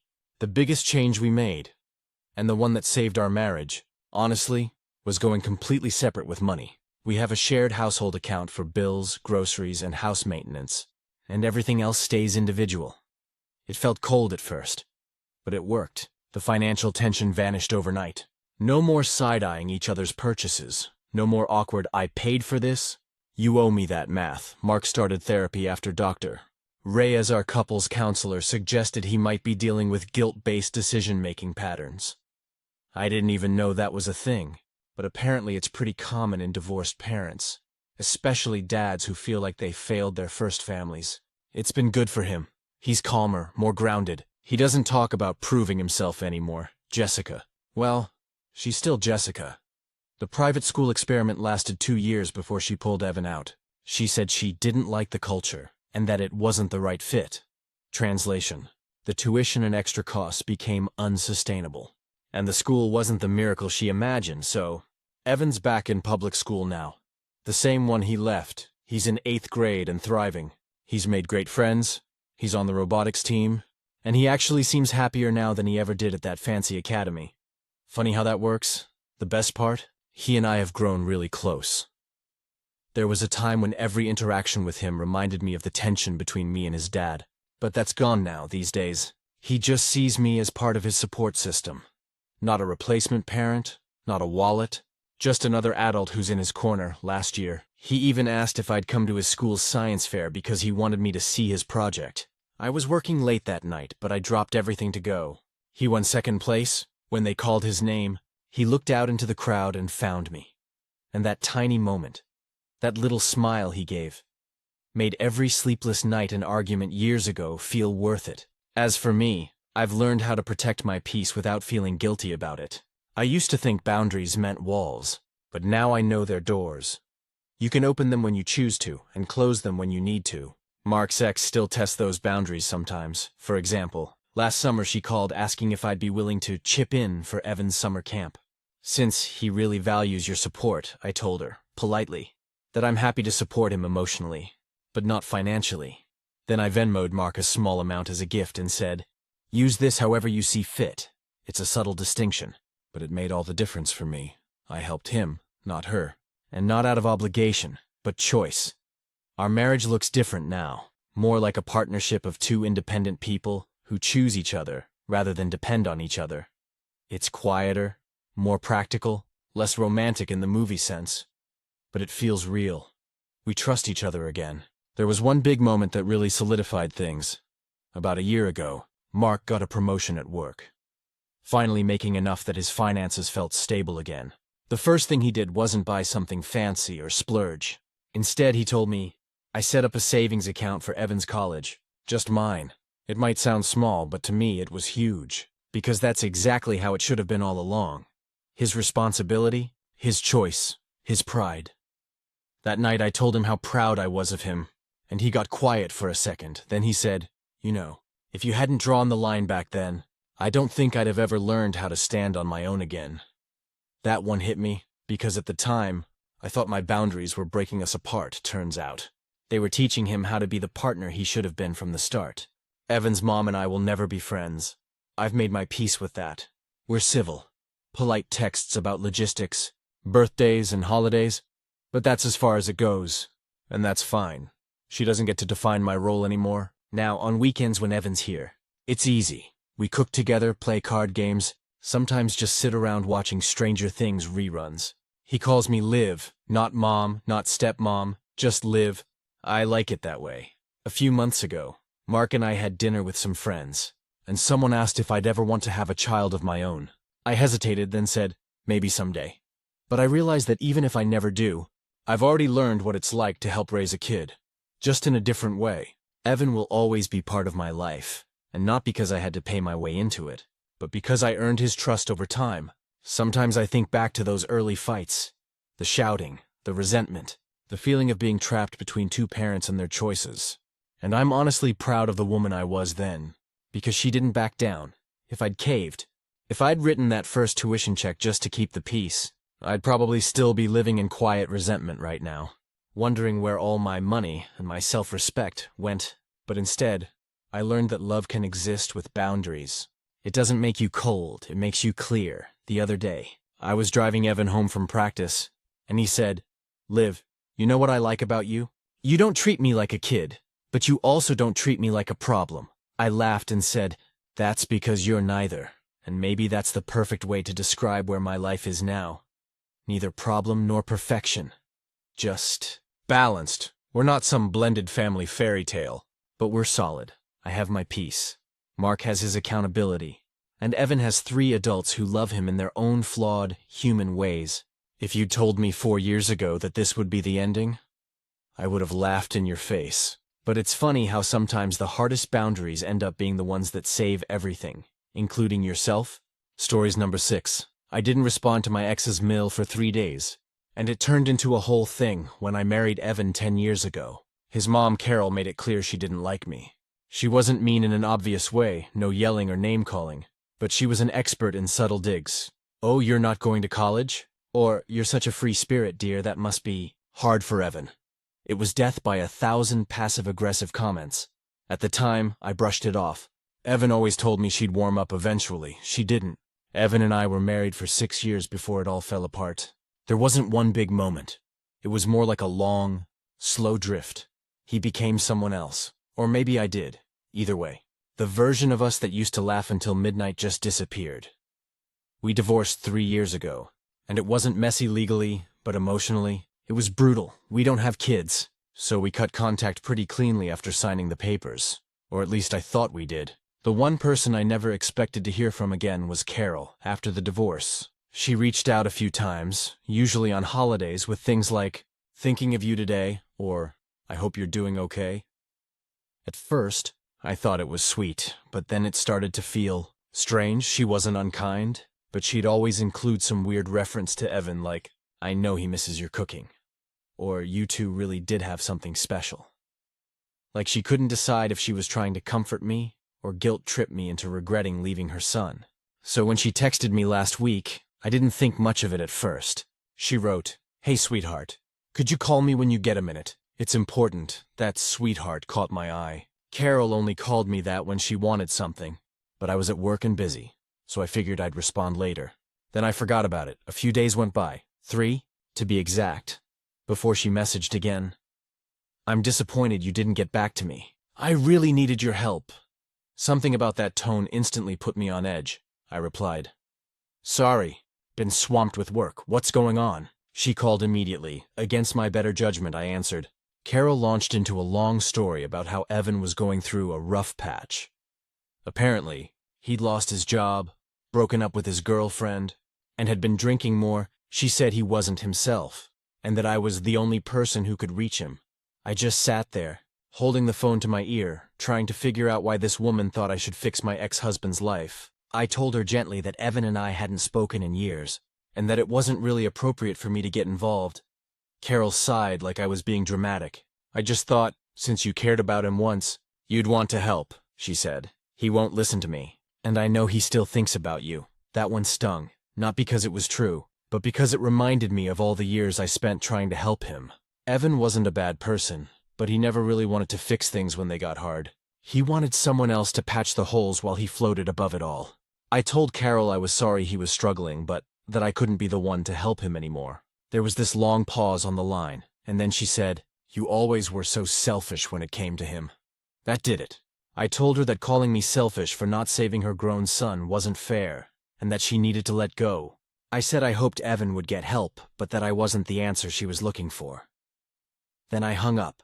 She didn't take that well. A few hours later, I got a Facebook message from her that said, "I can't believe you'd ignore me when my family needed you.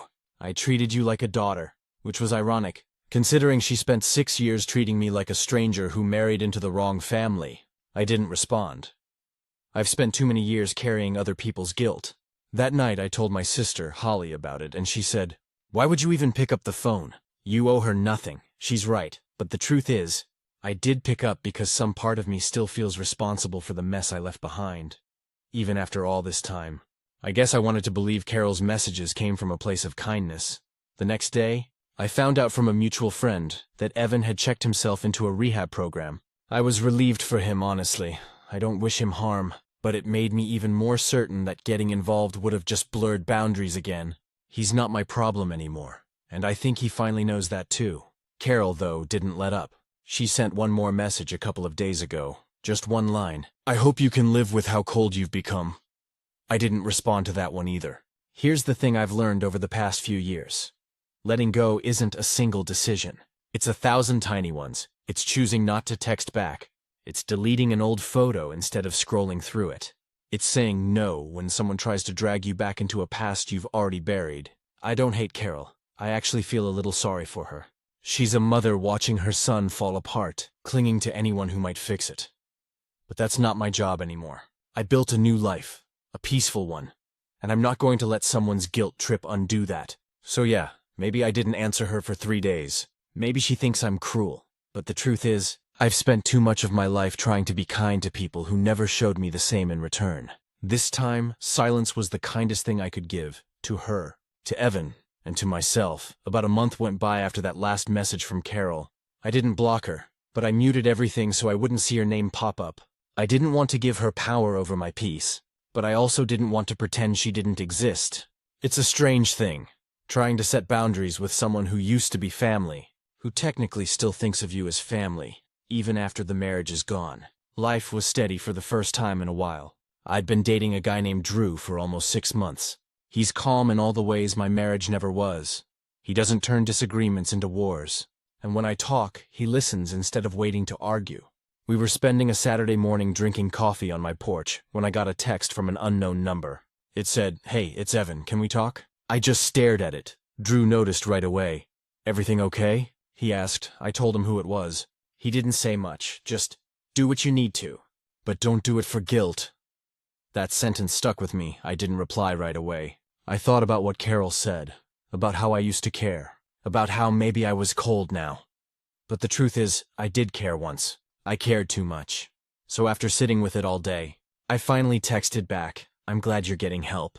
I'm happy you reached out, but I don't think us talking would help either of us." He responded a few hours later. "That's fair. I'm sorry for how I treated you. I just wanted you to know I'm trying to do better." It was short, simple, and for the first time in years, I believed him. I told him I was genuinely happy for him, and that I hoped he kept working on himself.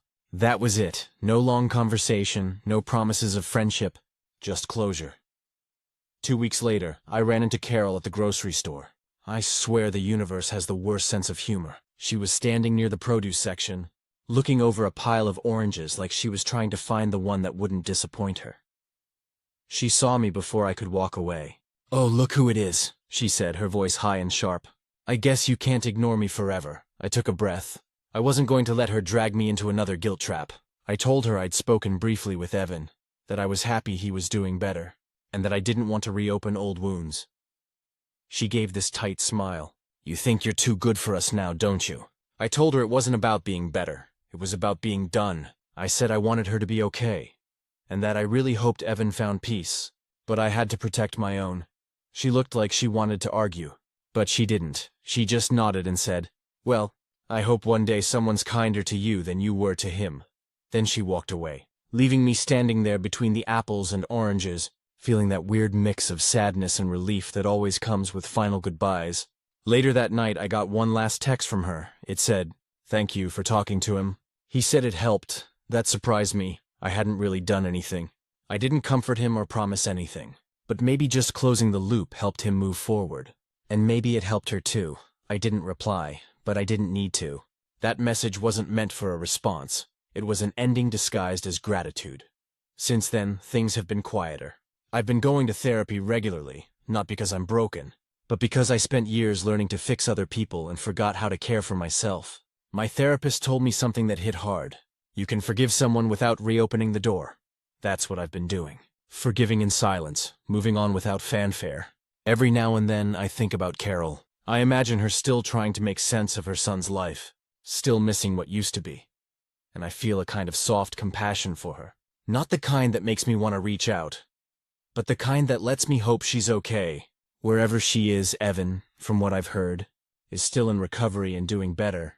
He got a job with a friend's landscaping business, and he's been sober for a few months now. I don't stalk his social media or anything, but a mutual friend mentioned it casually, and I was glad to hear it. I truly was.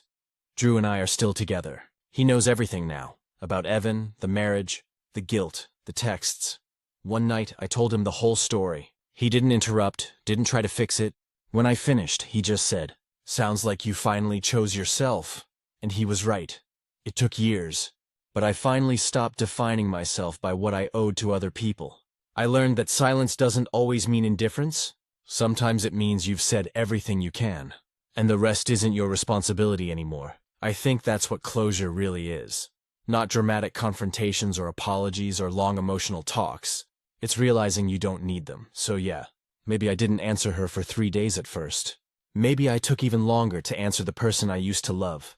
But in the end, I did respond to both of them. In my own way, and then I let go. That's something the old me never could have done. It's been almost 2 years since that last encounter with Carol in the grocery store. If you'd told me back then that I'd look back on all of it with something close to peace, I probably would have laughed, but time has a way of sanding down the sharp edges of things. Life moved on. I moved on, Drew, and I ended up getting married last spring. It was small, just family and a few close friends. We rented a little cabin-style venue by the lake, had string lights, a local band, and way too much barbecue. I remember standing there during our vows, realizing how different this felt compared to my first marriage. With Evan, I remember feeling nervous and eager to prove something. With Drew, I just felt calm. It wasn't about filling a void or fixing anything. It was just two people who liked the same quiet mornings and bad jokes. Choosing to stick around, Carol didn't come up much after that day in the store. But life has this funny rhythm. You think something's completely behind you, and then a ripple finds its way back. It happened last fall. I got a letter, an actual handwritten letter, in my mailbox with no return address. I almost tossed it, but curiosity won. Inside was a short note written in a neat, shaky cursive. "Hi, it's Carol. I didn't know how else to reach you.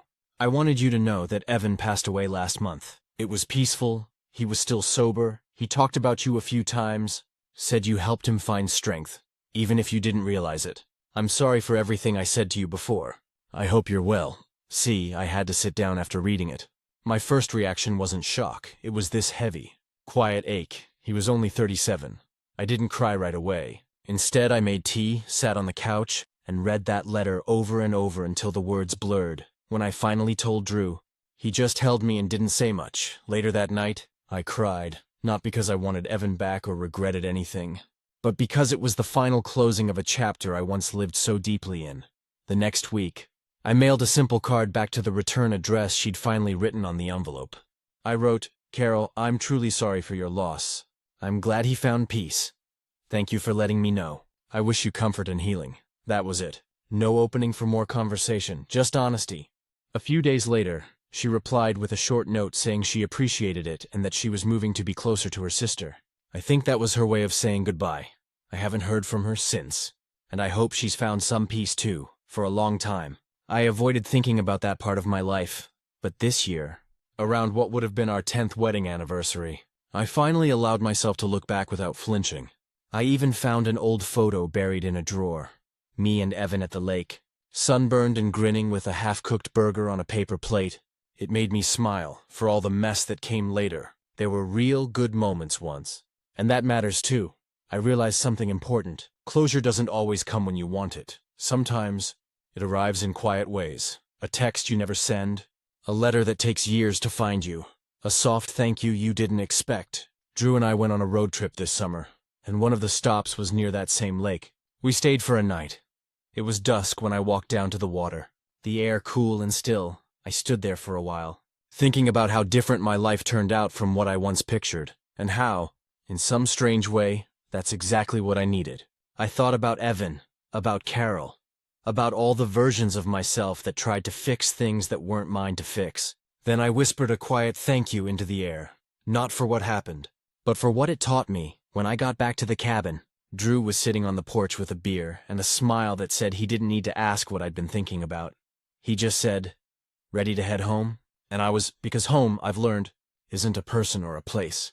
It's the peace you build after letting go. So yes, once upon a time, I didn't respond to my ex's mother for 3 days, and somehow, that silence rippled through years of grief, guilt, and healing until it became something bigger. A choice to stop chasing closure and start living. Stories number 7. My friend keeps accusing me of cultural appropriation, and I'm starting to think I should cut her off. I never thought I'd be writing something like this, but here I am. I 29F have a friend, Sierra 28F, who I've known for about 6 years. We met in college in Oregon. She was in my sociology class, and we bonded over late-night study sessions and a shared love for travel and art. Back then, she was open-minded, curious, and the kind of person who made every conversation feel like an adventure. But lately, that's changed. I don't even know where to start. But I'll try to explain as clearly as I can. I grew up in a pretty normal middle-class family in Seattle. My mom's side is Irish-American. My dad's side is German. Nothing exotic. Nothing that makes me stand out culturally. But I've always loved learning about different cultures. Not in a shallow way, like, I just think kimonos are pretty. But in a way that's rooted in appreciation. I studied world art and anthropology in college. I've traveled to places like Mexico, Japan, and Morocco, and I've always tried to immerse myself respectfully. learning language basics, local customs, and even volunteering when I can. Sierra and I used to bond over that in college. She had a phase where she was super into Eastern spirituality. She practiced yoga, read about Buddhism, burned incense. We'd have long conversations about how culture connects people, how it's beautiful to learn from each other. But somewhere along the line, maybe around 2020 when everyone started getting really online and hyper-aware of identity, something in her shifted. She started using words like problematic, appropriation, and decolonizing your interests. It wasn't bad at first. I think her intentions were good. But it's turned into a constant critique of everything I do. For example, a few months ago, I had a small dinner party at my place. I made homemade tacos with corn tortillas, marinated meat, salsa I made from scratch. I mentioned it to her later over FaceTime, and she immediately said, "You know, it's kind of weird that you always make Mexican food. Do you ever think about how that might come off?" I laughed, thinking she was joking. I said, "You mean weird, as in I'm obsessed with tacos?" She didn't laugh. She said, "No, like, you're white. It's different when people from that culture cook their own food. When white people do it, it can feel like appropriation." I honestly didn't know what to say.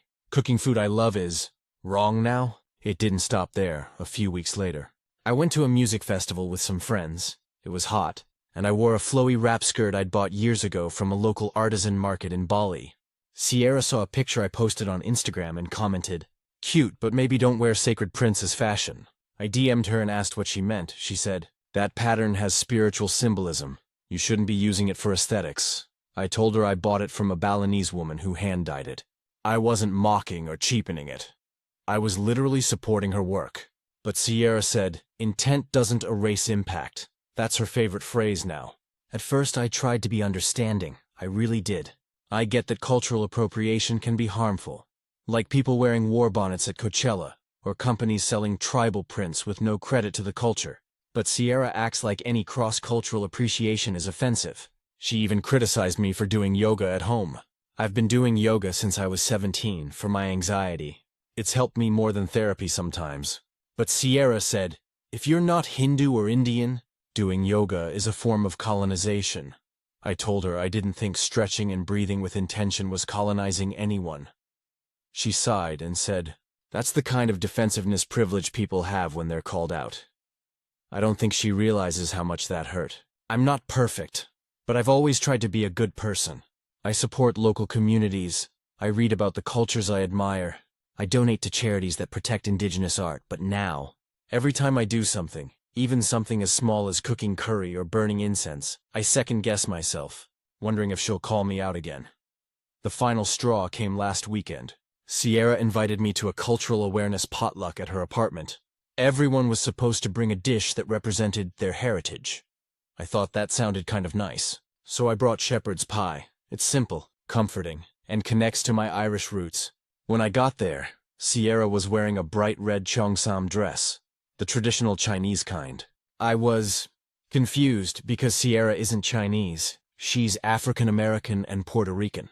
I didn't say anything at first, but later, after a few glasses of wine, I gently asked, "Didn't you say people shouldn't wear cultural clothing that's not their own?" She looked at me, totally calm, and said, "Yeah, but this is different. I'm celebrating it, not exploiting it, plus I have Asian friends who said it's okay." The hypocrisy was loud, but I kept my mouth shut. I didn't want a scene. Then came the moment that broke everything. Someone complimented my bracelet. A turquoise beaded one I bought from a Native American artist in New Mexico. Sierra immediately said, "You know turquoise jewelry is sacred in Native cultures, right?" "That's not for fashion," I said calmly. "I bought it directly from the artist. He told me about the tradition and said I should wear it to honor it." She rolled her eyes and said, "Of course he said that. He's selling it. That doesn't mean you're not appropriating it." Everyone at the table went silent. I felt humiliated, like I'd just been put on trial in front of everyone. I grabbed my dish, said I wasn't feeling well, and left. The next day, she texted me, "I hope you're not mad. I was just trying to educate you. You can't get defensive every time someone helps you see privilege." That text stayed in my head all day. And here's the thing. I don't hate her. I still think she's smart and well-meaning in her own way. But lately, being around her just feels like walking on eggshells. Like I'm one wrong phrase or outfit away from being labeled problematic. I started realizing I filter everything I say around her. I can't relax, I can't joke, I can't share interests that used to make me happy because she'll find a way to moralize it. And honestly, I miss the friend she used to be. The one who celebrated cultural exchange, not policed it. I don't want to cancel her or have some dramatic fight, but I'm exhausted. I feel drained after every interaction. Part of me feels like cutting her off completely would be overreacting. Like I'd be proving her right that I can't handle being called out. But another part of me feels like I'm in a one-sided friendship, where I'm constantly under scrutiny. I don't know. Maybe I am privileged for feeling tired of these conversations. Maybe it's not my place to judge, but I can't keep pretending this is normal friendship behavior. It's gotten to the point where I'd rather eat dinner alone in silence than be educated one more time. And that realization alone, that I feel safer being alone than with my friend, tells me everything I need to know. It's been almost 3 months since I wrote that post, and I didn't expect to have so much to say. But a lot has happened. Some of it frustrating, some of it surprisingly healing. After that dinner party blow-up, Sierra and I didn't talk for a few weeks. I needed space, and honestly, I think she assumed I was just being defensive and would come around eventually. But instead, I started realizing how much of my mental energy had been going into anticipating her judgment. Every time I opened Instagram or cooked something or even bought new clothes, I'd think, would Sierra approve of this? Would she call this appropriation? It was exhausting, like she'd taken residence in my head rent-free. Then, out of nowhere, she texted me, "Hey, I feel like there's been weird energy between us. Want to grab coffee and talk?" I stared at the message for a long time. My first instinct was to say no. I didn't want to have another circular argument where she lectures, and I walk away feeling smaller. But then I thought, if I don't at least try, I'll always wonder if I could have handled this differently. So I agreed.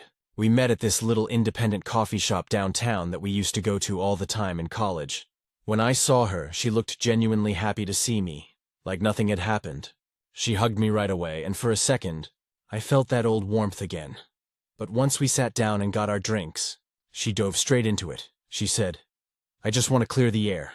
I feel like you've been distant ever since I brought up the turquoise bracelet thing. I didn't mean to embarrass you. I just thought you'd appreciate learning about why certain symbols shouldn't be used casually."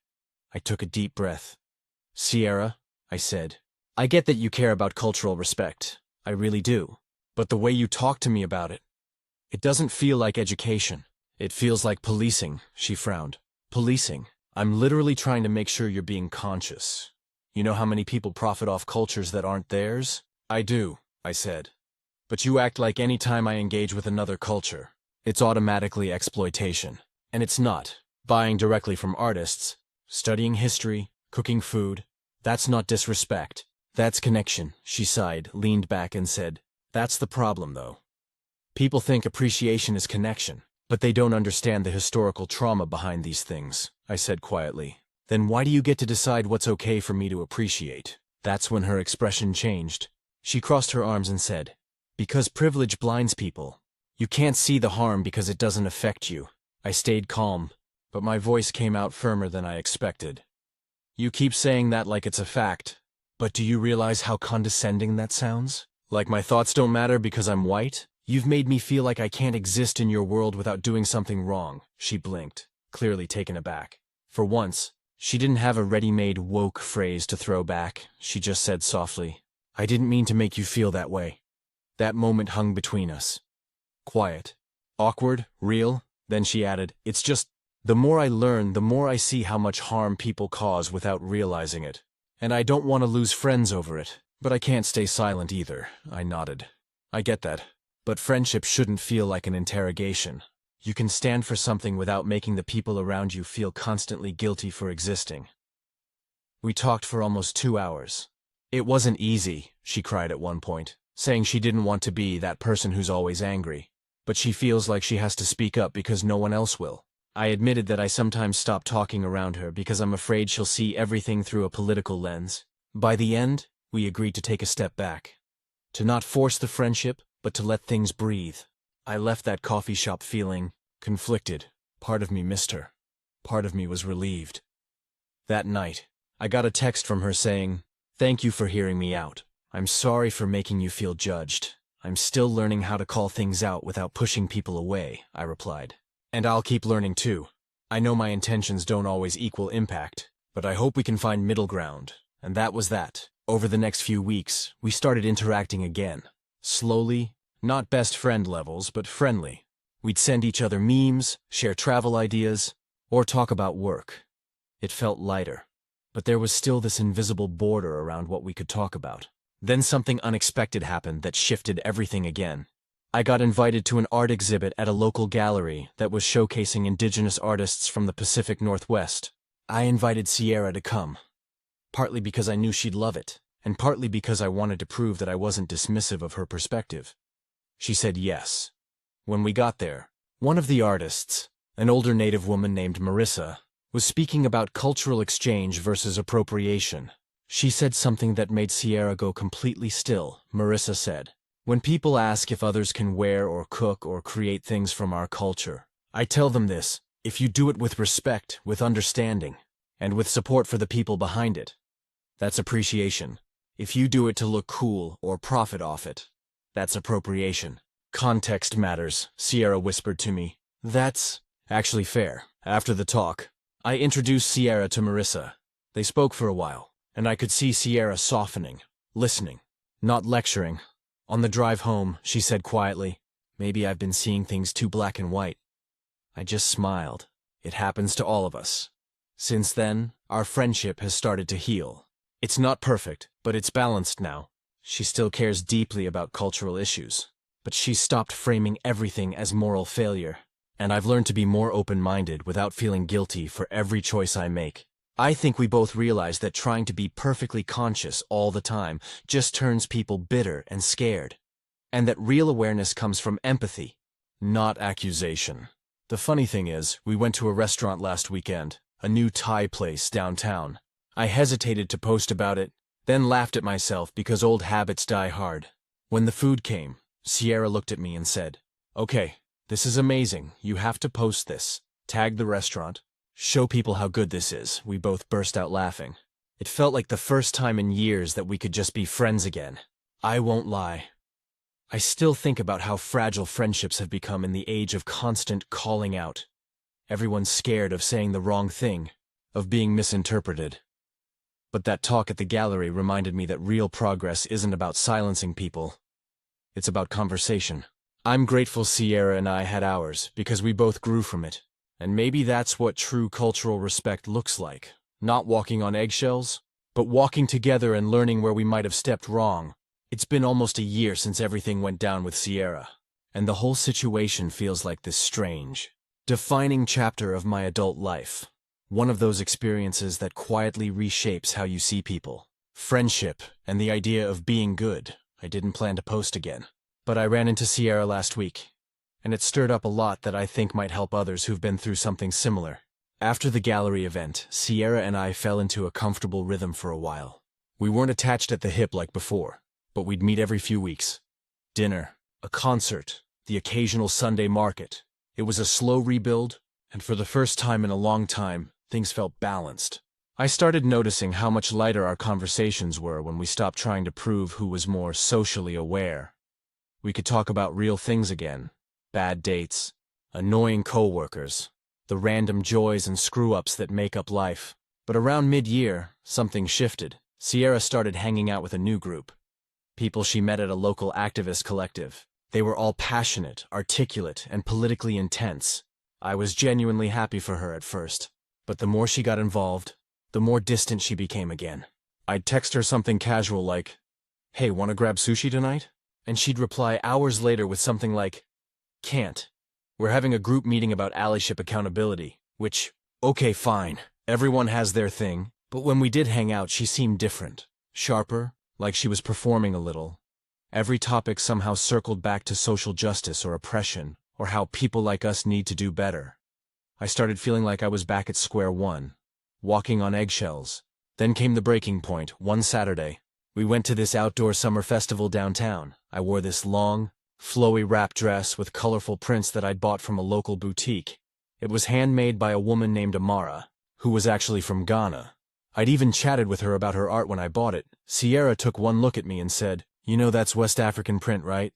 I said, "Yeah, Amara made it. She's Ghanaian." I loved her work. Sierra frowned. "Still, It's kinda tone-deaf to wear that as a white woman. People might think you're co-opting their culture. I just stared at her. So even if I buy it directly from the artist, that's still wrong? She hesitated. It's complicated. It's not about intent. It's about optics. That word, optics, broke something in me, because in that moment, I realized Sierra wasn't talking about ethics or understanding anymore. She was talking about appearance. She was worried about how things looked, not what they meant. I took a slow breath and said, "Do you ever stop to think how exhausting it is to live like everything's a moral landmine? I'm trying to do things the right way, but there's always another invisible rule I'm breaking," she said. "That's privilege talking." And I said quietly, "Or maybe it's just fatigue." That ended the day early. She walked off after saying she needed space to think, and I went home feeling this weird mix of anger and sadness, like I was losing a friend all over again. A week passed, no texts, no calls. Then I got a DM from a mutual friend saying Sierra had made a long Instagram post about performative allyship and people who pretend to appreciate cultures but are really just using them as accessories. She didn't name me, but, I mean, come on. It was clearly about that day. That hurt, not because I wanted to be right, but because it confirmed that Sierra saw me as a symbol, not a friend. I didn't respond, I just let it go. For a few months, we drifted apart completely. I focused on work, new hobbies, and a few healthier friendships. I joined a cooking group, where people from different backgrounds shared their own traditional recipes.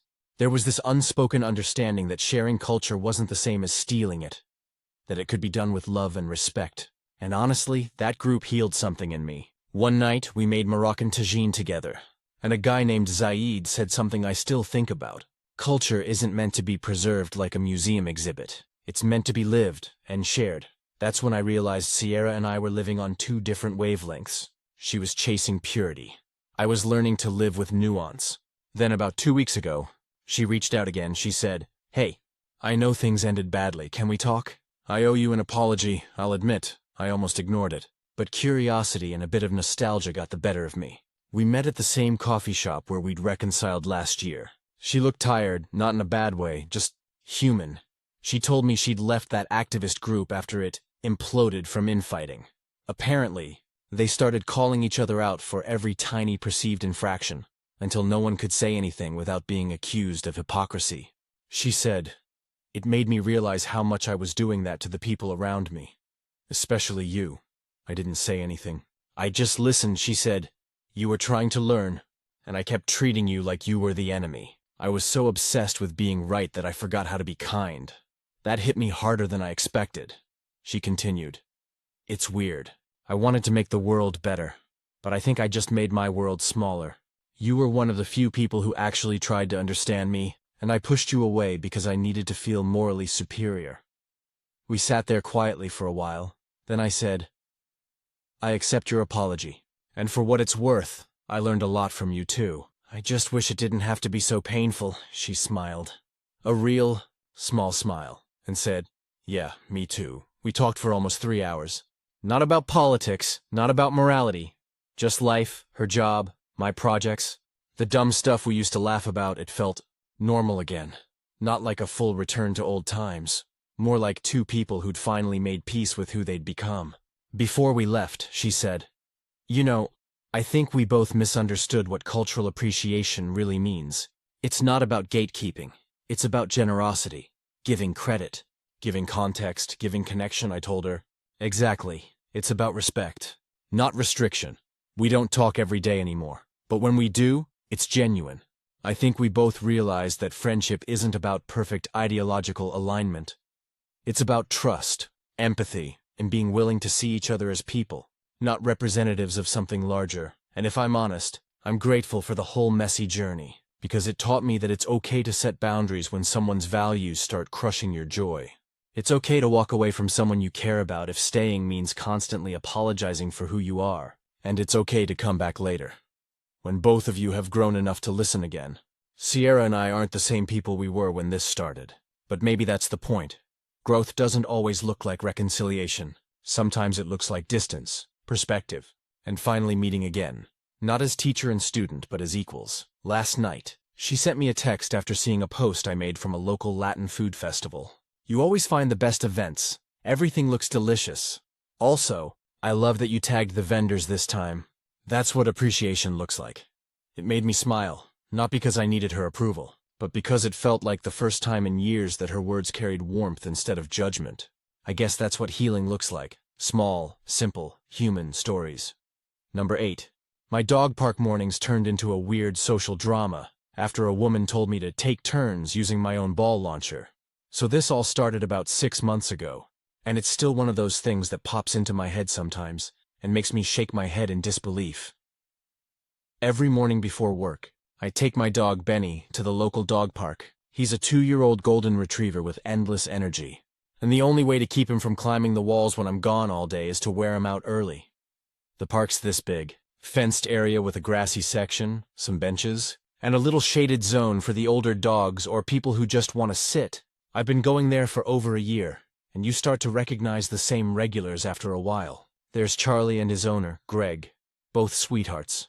A quiet older woman named Ruth with her rescue mutt Daisy. And then, there's her. The woman who kicked off this entire thing, her name's Kelly. Kelly started showing up around late spring with her black lab. Moose, at first she seemed nice enough. Mid-30s. Yoga pants, iced coffee always in hand. Moose is a big, goofy dog. The kind who runs straight into you because he doesn't understand his own size. Benny loved him instantly, which, honestly, made me happy because I'm one of those people who feels guilty if my dog doesn't have a best friend. Anyway, I've got one of those chuck-it ball launchers. The kind that lets you hurl the ball practically to the next zip code. Benny lives for it, will play for 20 minutes straight, and he'll just keep going until he's panting like crazy, tail wagging so hard his whole back end wiggles. A few weeks after Kelly started showing up, she began letting Moose chase Benny's ball. I didn't mind. Dogs share toys all the time. But then it started turning into this weird dynamic where she expected me to take turns throwing for Moose, too. The first time she said something, I thought I misheard her. I had just thrown the ball. Benny was sprinting after it, and Moose took off alongside him.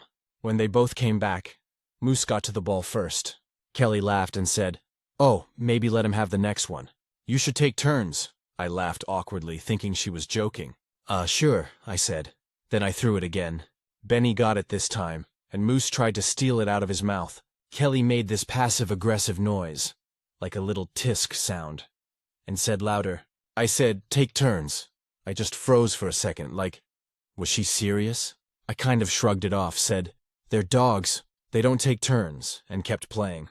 But it didn't end there. Every time we showed up at the same time, she'd hover, I'd throw the ball, and she'd call out, "Okay, let Moose get it now, or don't throw it so far Moose can't keep up." At first, I tried to be polite. I threw a few for Moose, but then Benny started getting frustrated.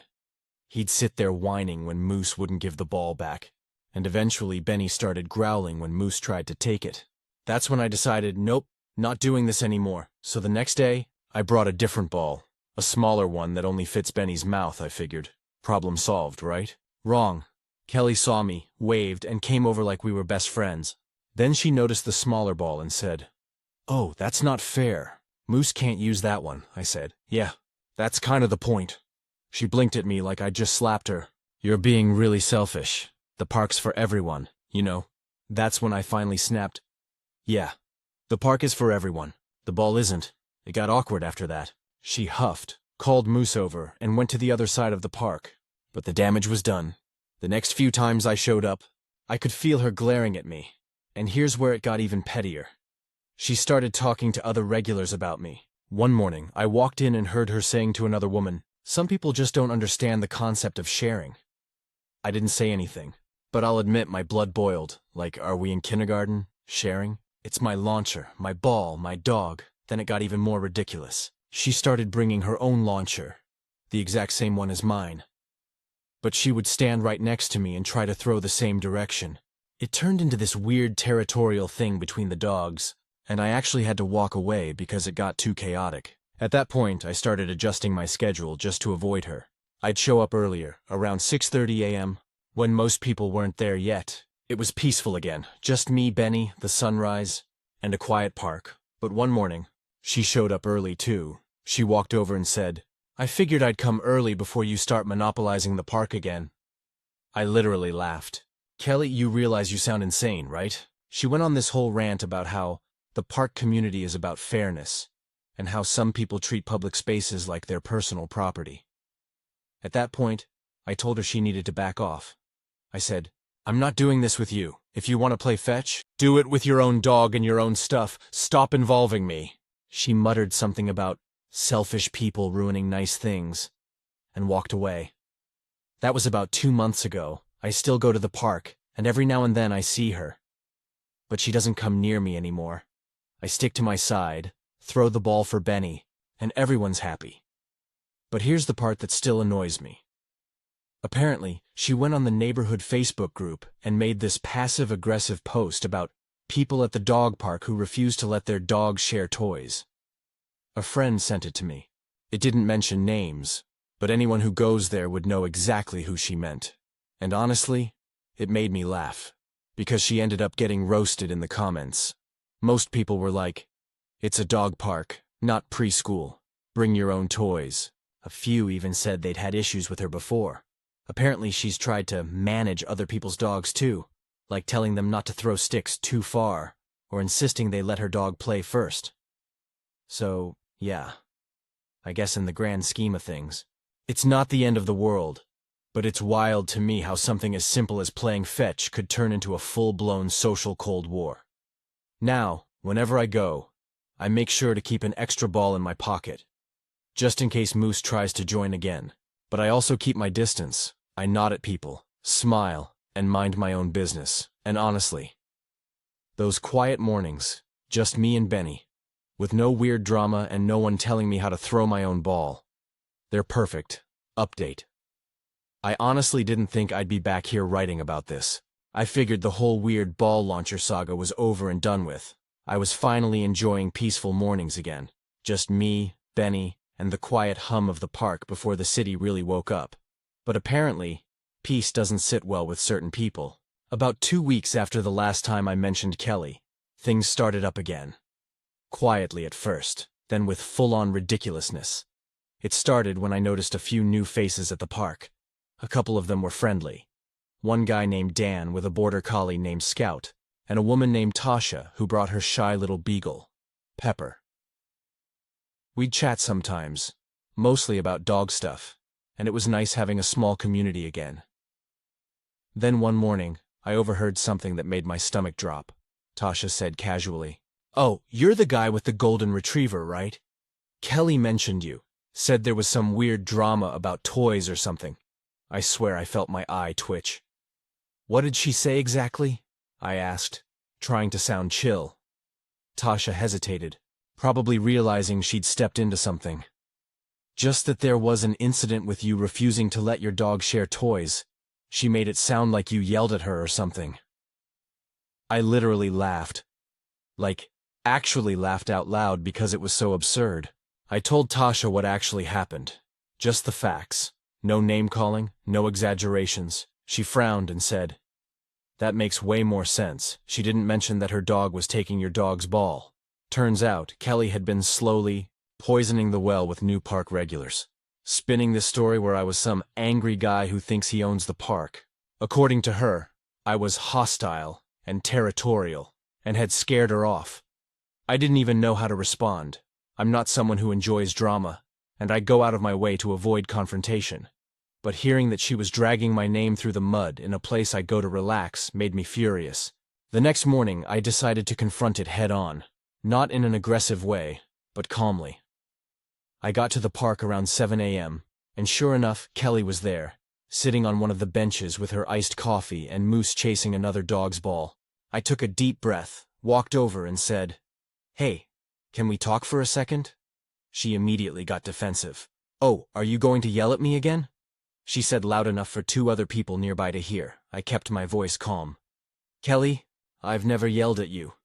But I have heard that you've been talking about me to other people here. And I need that to stop." Her face went tight. "Well, I have every right to warn people if someone makes the park an uncomfortable place." "Uncomfortable?" I said. "Because I wouldn't let your dog steal my dog's toy?" She started saying something about community respect, and I interrupted, not rudely, but firmly. "Kelly, I've never told you what to do. Never touched your dog. Never invaded your space. All I've done is play fetch with my own dog. If that's uncomfortable for you, that's your problem. Please stop talking about me."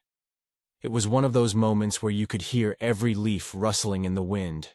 A couple of people were watching, pretending not to. Kelly looked like she wanted to explode, but she just muttered, "Whatever," and turned her back. I walked away shaking, half from adrenaline and half from anger. For about a week, things went quiet again. She avoided me. I avoided her, and the rest of the park just carried on. But then, about 10 days later, something even more absurd happened. I got an email from the city's Parks and Recreation Department. The subject line said, "Complaint regarding dog park conduct." Apparently, someone, wonder who, had filed a complaint claiming I was aggressive toward other park visitors and monopolizing park space and equipment. She actually tried to make it sound like I was hoarding public property. I was stunned. Luckily, the city employee handling it, a woman named Lisa, was professional and reasonable. We had a quick phone call where I explained everything. How the equipment in question was my personal ball launcher and ball, how I'd never even raised my voice, and that several other regulars could back me up. Lisa actually laughed by the end of it. She said, "You'd be surprised how often we get stuff like this. Don't worry, it's being dismissed." Still, it rattled me. The idea that someone would go that far, filing an official complaint just to get back at me, was unsettling. For a couple of weeks after that, I seriously considered finding a different park. But then I thought, why should I be the one to leave? Benny loves that park. We know the people, the space, the morning routine. I wasn't about to let one unhinged woman chase me off. So I stayed. And here's where things finally started to turn around. Word started spreading. Not from me, but from the people who had seen everything. Greg, the guy with Charlie, told me one morning that he'd talked to Kelly after she tried to stir things up again, and he told her flat out to stop. "We all know what's really going on," he said. "You're the only one who's making this weird." Apparently a few others had said the same thing to her, and she didn't take it well. She started coming less often, and when she did, she stayed on the far side of the park. Eventually, she just stopped showing up. I didn't cheer or anything, but I'd be lying if I said I wasn't relieved. Now, months later, the park's back to being peaceful. We have this little group. Me, Greg, Tasha, sometimes a couple of others. And it's genuinely nice. We all bring our dogs, hang out, chat about life, and everyone minds their own toys. The whole thing taught me something weirdly valuable, though. You can't reason with people who thrive on control. Kelly didn't want fairness. She wanted authority, and when she couldn't have it, she tried to manipulate the situation to make me look like the problem. It's wild how playground dynamics never really go away. Some adults just find new sandboxes. Last weekend, as I was packing up to leave, a new guy with a young husky came over and asked if I minded if his dog chased after Benny's ball. I said, "Sure, as long as you don't mind a little slobber." He laughed. We chatted for a bit, and the dogs had a blast. No drama, no weird entitlement, just normal people with happy dogs. Before he left, he said, "Man, everyone here's so chill. I heard this park used to have some drama, but it's great now." I couldn't help but smile. "Yeah," I said. "It's finally calmed down, and honestly, that's all I ever wanted, just to throw the damn ball in peace." Final update. It's been about a year since that whole fiasco with Kelly at the dog park. The complaint, the gossip, the silent tension every time we locked eyes. I honestly thought it was over for good. She disappeared for months. Moose stopped showing up, and life went back to what it used to be. Quiet mornings, Benny racing after his ball, the soft thud of paws against grass, the kind of peace that only exists before the rest of the world wakes up. But like most stories that you think are finished, this one had one last chapter waiting for me. It happened on a cold February morning, the kind where your breath comes out in clouds, and even Benny looked uncertain about leaving his warm bed. I bundled up, grabbed my coffee, and we headed out to the park. The sun was barely up, and the place was almost empty. Just me, Greg with Charlie, and an older couple I'd seen a few times walking a corgi in a tiny sweater. Everything was normal until I heard a voice behind me say, "Hey!" I turned, and there she was, Kelly. It took me a second to even recognize her. She looked tired, not in a mean way, just older somehow. Her hair was pulled back, no makeup, and she had Moose with her again, though he was grayer around the muzzle now. My stomach dropped. I didn't say anything at first, just nodded. She gave this small, nervous laugh and said, "Relax. I'm not here to start anything." I didn't respond, so she kept talking. "I actually came to apologize." Now that made me blink. I wasn't expecting it. Not in a million years. She went on to say that she'd been going through a lot back then. A messy divorce, moving into a new place, money stress, all the usual midlife chaos. She admitted she'd taken a lot of that frustration out at the park because it was the one place she felt some kind of control. "And you were just easy to project onto," she said. Not meeting my eyes, I didn't know how to react.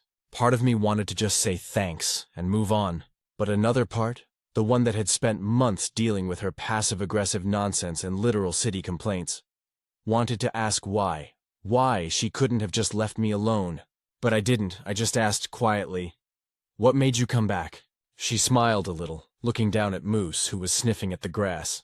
Honestly, Moose missed this park. I tried other ones, but this is the only one with enough space for him to really run.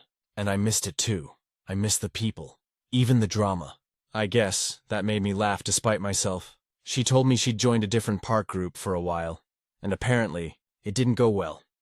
She got into arguments with other owners there too. She said that was when it hit her that maybe she was the common denominator. "I've been in therapy," she added, her voice a little embarrassed. "My therapist told me I have a habit of controlling things when I feel powerless, so, yeah, I'm working on it." I nodded slowly. "That's good. I'm glad you're doing better."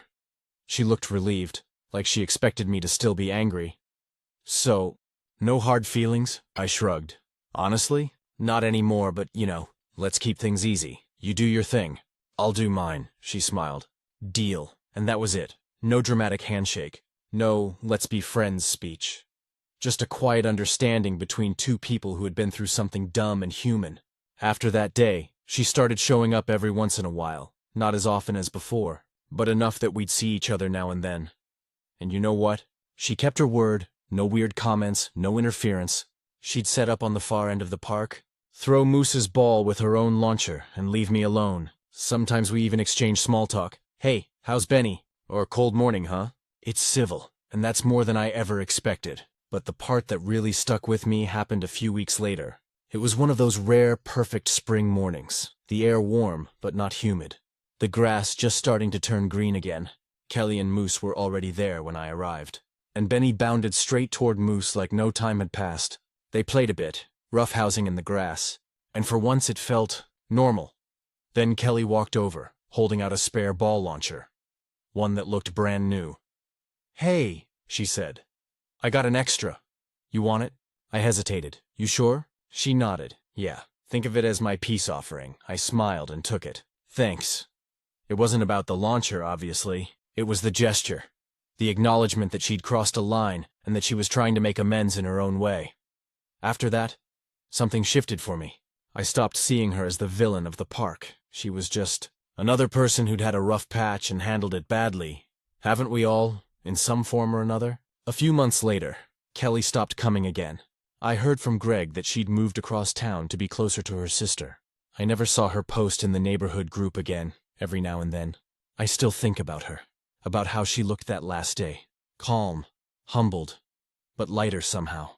And I realized that holding on to anger, even justified anger, starts to feel like keeping a wild dog on a leash. It takes so much energy, and eventually, you have to just let it go. These days, the park is everything I wanted it to be in the first place. Quiet, friendly, simple. There's a group of regulars now, and it feels like this unspoken community. We bring coffee, share treats, laugh when the dogs get tangled up in each other's leashes. Nobody tries to control anyone else. Sometimes when I pack up to leave, I glance at the launcher Kelly gave me. It's a small thing, but it reminds me that people can change, not always. Not dramatically, but quietly. I guess the moral of all this is, not every battle needs a winner. Some just need an ending. And mine came not with a confrontation, but with a tired apology in the cold February air, and a lesson I didn't know I needed about patience, pride, and forgiveness. Now when Benny sprints across the grass, chasing his ball into the morning light, I don't think about Kelly or Moose or any of the drama. I just think about how good it feels to breathe in peace and throw the damn ball. Finally, in complete freedom, stories number 9. I made my mom leave my wedding. After she refused to stop wearing white, I never thought I'd be the kind of person who'd ask their own mom to leave their wedding. But here we are. Even now, months later, I still replay that day in my head and wonder if there was a better way to handle it. But at the same time, I know deep down there wasn't. I'm 29, and my husband Tyler is 31. We've been together since college. One of those couples who grew up together through all the messy parts of becoming adults. Our wedding was supposed to be simple and beautiful. A backyard ceremony at this vineyard just outside of Asheville. My mom, Linda, had always said she wanted to see me walk down the aisle like a princess. But her version of princess was more pageant queen meets control freak. To be clear, my mom's not evil or anything. She just loves attention. She's the kind of person who'll wear sequins to a casual dinner, or accidentally mention her birthday weeks in advance so everyone plans around it. I love her, but boundaries have always been a problem. When Tyler proposed, she immediately went into planner mode. She wanted to pick the flowers, the band, even my dress. I gently told her that Tyler and I wanted to make most of the decisions ourselves, and she acted like I'd just said she couldn't come at all. "Sweetheart, I'm just trying to help," she'd say. "You don't want to make a mistake on your big day." Fast forward to about 3 weeks before the wedding. We're doing final fittings for the dresses. My mom sends me a photo of her wedding outfit. I open the picture, and my stomach drops. It's a full-length off-white gown. Not cream, not beige.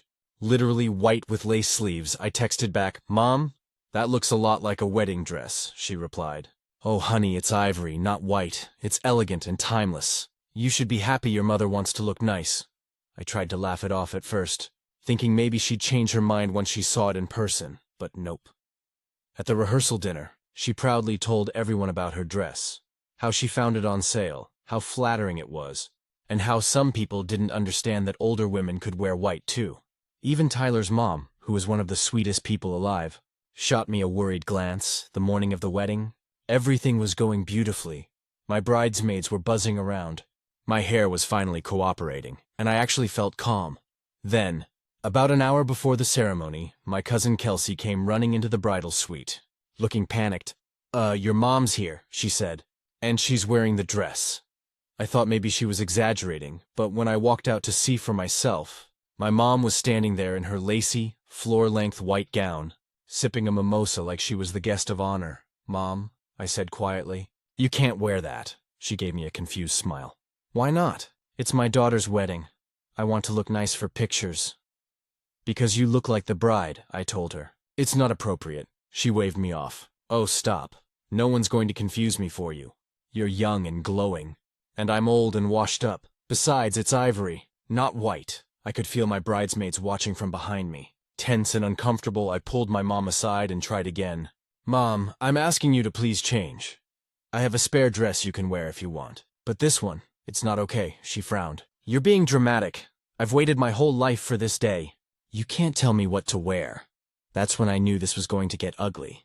I asked Kelsey to go get my stepdad, Ron, who's been married to my mom for 10 years. And usually the only person she listens to. He came over and gently told her, "Linda, come on, just change, please. You're making her upset." But she refused. She actually crossed her arms and said, "If my daughter wants me to leave her wedding over a color, then that's her choice." I looked her in the eye and said, "Then I guess that's what I'm choosing." The silence that followed felt like it lasted forever. My mom's face went cold. She turned to Ron and said, "Let's go." And just like that, she walked out. I held it together until she was gone. Then I lost it. I cried, not because she left, but because I couldn't believe she'd made me be the one to enforce something so basic. My bridesmaids and Tyler's mom helped me calm down, and eventually the ceremony went on. And honestly, once I saw Tyler waiting for me at the altar, all that noise faded away. The wedding turned out beautiful. The photos were amazing, the food was perfect, and everyone danced until midnight. But even in the middle of all that joy, there was this tiny ache in my chest, knowing my mom chose pride over being there. The next morning, I woke up to a long text from her. It started with, "I hope you're happy. You embarrassed me in front of everyone. Then it went on about how I'd been controlling since I was a teenager, how she'd sacrificed everything for me, and how I'd ruined her special day too. Her special day. I didn't respond right away. I needed to breathe first. When I finally did text her, I said, "Mom, it was my wedding day. I asked you for one simple thing, to not wear white. You made your choice. I still love you. But I can't apologize for having boundaries." She didn't reply. A week later, I found out through Ron that she'd been telling relatives I threw her out and humiliated her. Some family members believed her and started sending me guilt-trippy messages like, "You only get one mother, you know." But the people who were actually there saw what happened. My aunt told me quietly, "You did the right thing, sweetheart." She needed to hear no for once. It's been almost 4 months since the wedding. My mom and I haven't spoken much. She sent a birthday card that said, "Love you always," but nothing else. I think part of me was waiting for her to say she was sorry. But deep down, I know that might never happen. Tyler's been nothing but supportive. He keeps reminding me that setting boundaries doesn't make me a bad daughter. It makes me a grown-up one. He's right, but it's still hard. Sometimes I wonder if my mom showed up in that dress because she couldn't handle not being the center of attention. Maybe she didn't mean to hurt me. Maybe she did. I'll probably never know. But I do know this. I'm not going to keep sacrificing my peace to protect someone else's ego. That day, I married the love of my life. And as much as it hurt, I also finally started separating myself from the person who taught me that love has to come with guilt. It doesn't, not anymore. About 3 months after the wedding, I finally decided to call my mom. I'd been thinking about it constantly, wondering if time had softened things, or if we were still stuck in that frozen silence from the day she walked out. I didn't want to fight. I just wanted some kind of middle ground, even if that meant agreeing to keep some distance. When she picked up, her voice was clipped but polite. "Hello?" "Hey, Mom," I said. "It's me." She hesitated, then sighed. "Oh, hi." I could tell right away she wasn't ready to talk about it, but I pushed gently. "I just wanted to check in. See how you're doing." "I'm fine," she said. "Just busy. Ron and I have been going to open houses, thinking of downsizing." We did the small talk dance for a while, safe topics like weather, home projects, her bridge club, before it started circling back to the thing neither of us wanted to name. Finally, she said, "You know, everyone still talks about how beautiful your wedding was. It's a shame it got overshadowed by all that drama." I didn't say anything at first. Then I asked, "You mean the part where you wore white?" She let out a short laugh, like I'd made a bad joke. "Oh, for heaven's sake, are we still on that? It wasn't even white, it was ivory. Mom, it doesn't matter what shade it was. I asked you not to wear it," she sighed again, and I could hear the irritation in her tone. "You embarrassed me, Melanie. In front of our family, in front of my friends. You could have just let it go." That's when something in me clicked. The part of me that used to bend over backward to keep the peace didn't show up this time. I told her calmly, "I didn't embarrass you. You embarrassed yourself. You made a choice. And I had to make one too." Silence, then she said, "You sound just like your father," and hung up. I sat there, phone in my hand, heart pounding.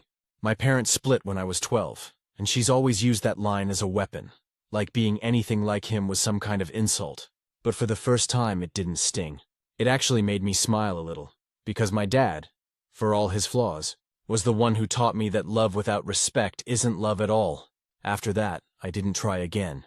I figured if she wanted to talk, she knew how to reach me. About a month later, I got an unexpected text from Ron. He said, "Hey kiddo, just wanted to let you know your mom's been quiet lately. She misses you but doesn't know how to say it."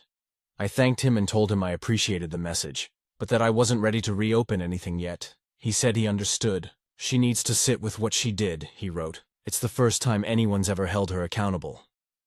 That text meant more to me than he probably realized. A few weeks after that, I got an email from my mom.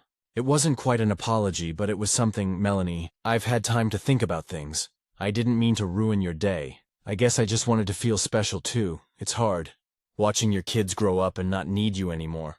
I hope you and Tyler are happy. I really do." I stared at that line. I wanted to feel special too, for the first time. I saw a hint of vulnerability behind all her defensiveness, I replied, telling her that I appreciated her message and that Tyler and I were doing well.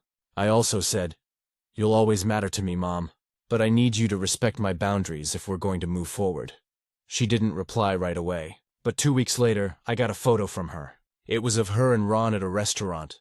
Smiling, the caption said, "Dinner date night. Hope you're doing well too." It wasn't much, but it was something. Over the next few months. We started exchanging short, friendly texts, recipes, little updates, photos of my childhood dog.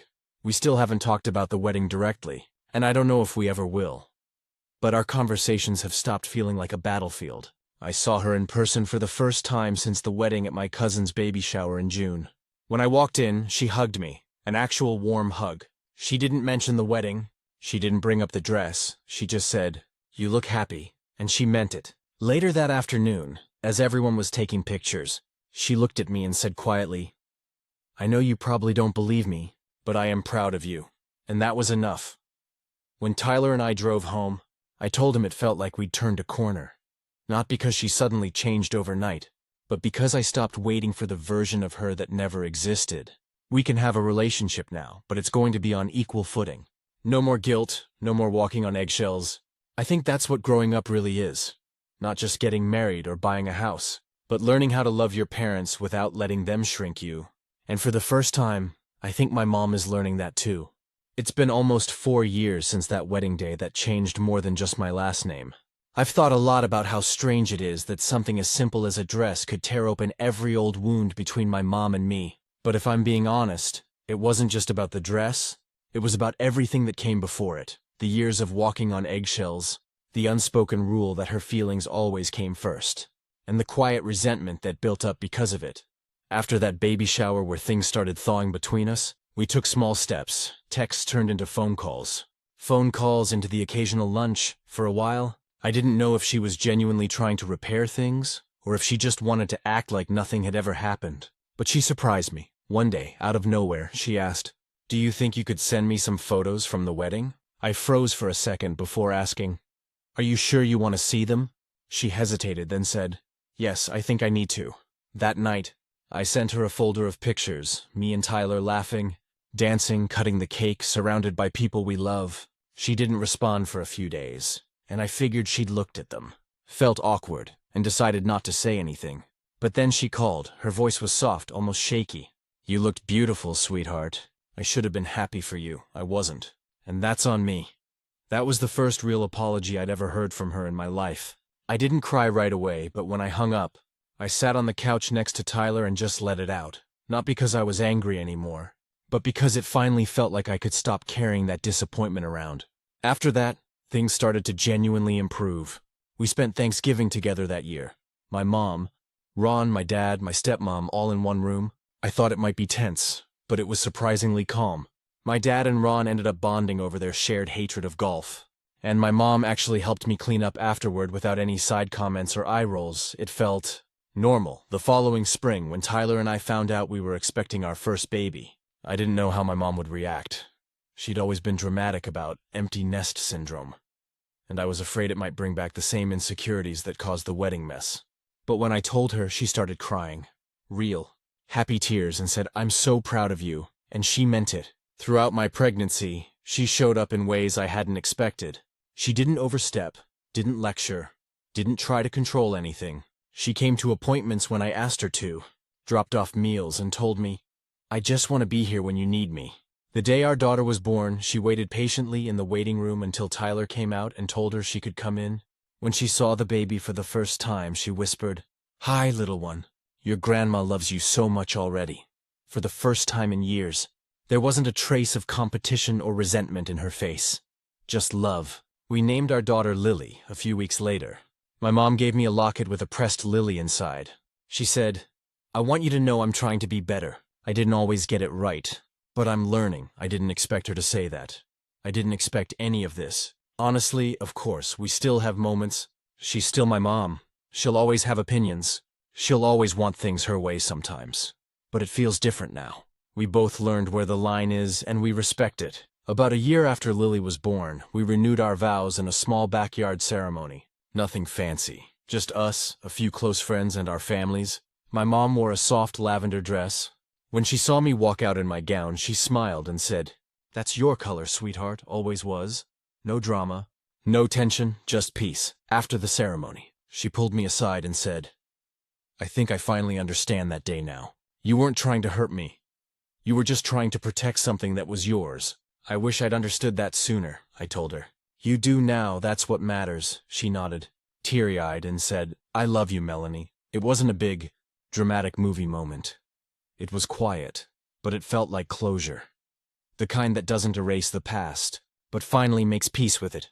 Now, years later, when I look at the photos from our first wedding and see that blank space where she should have been, I don't feel angry anymore. I just feel grateful, because if that moment hadn't happened, I don't think we ever would have faced everything buried underneath it.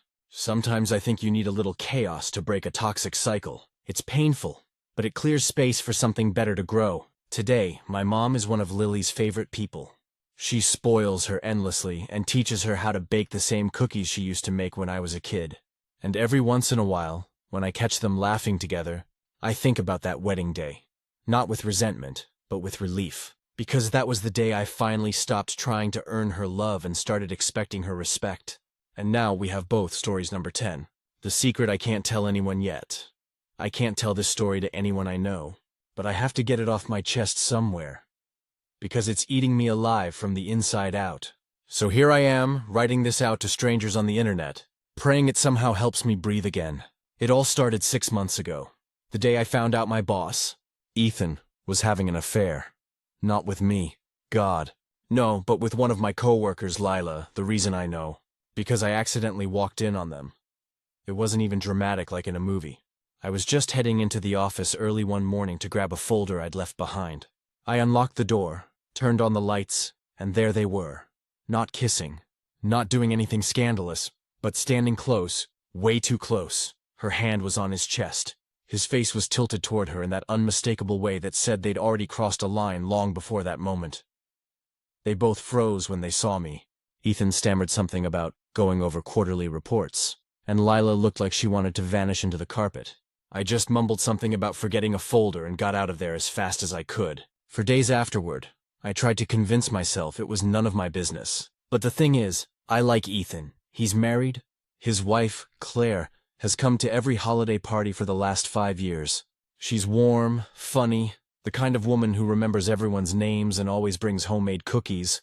And she's pregnant. When I saw her last, she had that new mom glow, showing pictures of the nursery, laughing when Ethan put his arm around her. I can't unsee that image every time I pass his office door now. It got worse when Lila started acting strange around me, like she was constantly on edge, trying too hard to be friendly. She'd offer to grab me coffee, ask how I was doing, or compliment my outfits out of nowhere. I realized she wasn't being nice. She was nervous. She thought I might say something. And to be honest, I almost did. Not to HR, not to anyone at work, but to Claire. I actually drafted a message. One of those long, awkward ones that starts with, "I'm sorry to be the one to tell you this, but you deserve to know." I stared at it for hours. My finger hovered over the send button. But then I imagined the fallout. Ethan would know it came from me. Lila would make my work life hell. The whole office would implode. I'd be the snitch, the drama starter. Even if I was telling the truth, I'd lose my job, or at least my peace, so I deleted the message. And that's when everything started spiraling. A few weeks later, Lila got promoted. A job I had been working toward for 2 years. Ethan called her a natural leader, said she demonstrated strong initiative. Everyone clapped at the meeting, and I felt my stomach twist. I knew why she got that promotion, and I knew there was nothing I could do about it without looking like the bitter coworker trying to stir up rumors. That night, I sat in my car for an hour after work, just gripping the steering wheel. Staring at the empty parking lot, I wanted to scream. Then came the day Claire came to the office.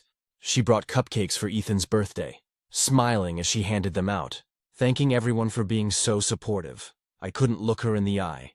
I kept thinking about the ultrasound photo she showed me once. How proud Ethan had looked when he said, "We're finally having a boy." And Lila, she stood there, laughing along, pretending everything was normal. Ethan's hand brushed against hers once. Quick but noticeable. Claire didn't see it, but I did. That was the moment I decided I couldn't stay quiet anymore. But instead of going nuclear, I started collecting things. Not out of revenge, but out of self-protection. I started saving copies of weird emails between them. Screenshots of their Slack messages that didn't seem entirely professional. Timestamps showing her staying late in his office when there was no project due.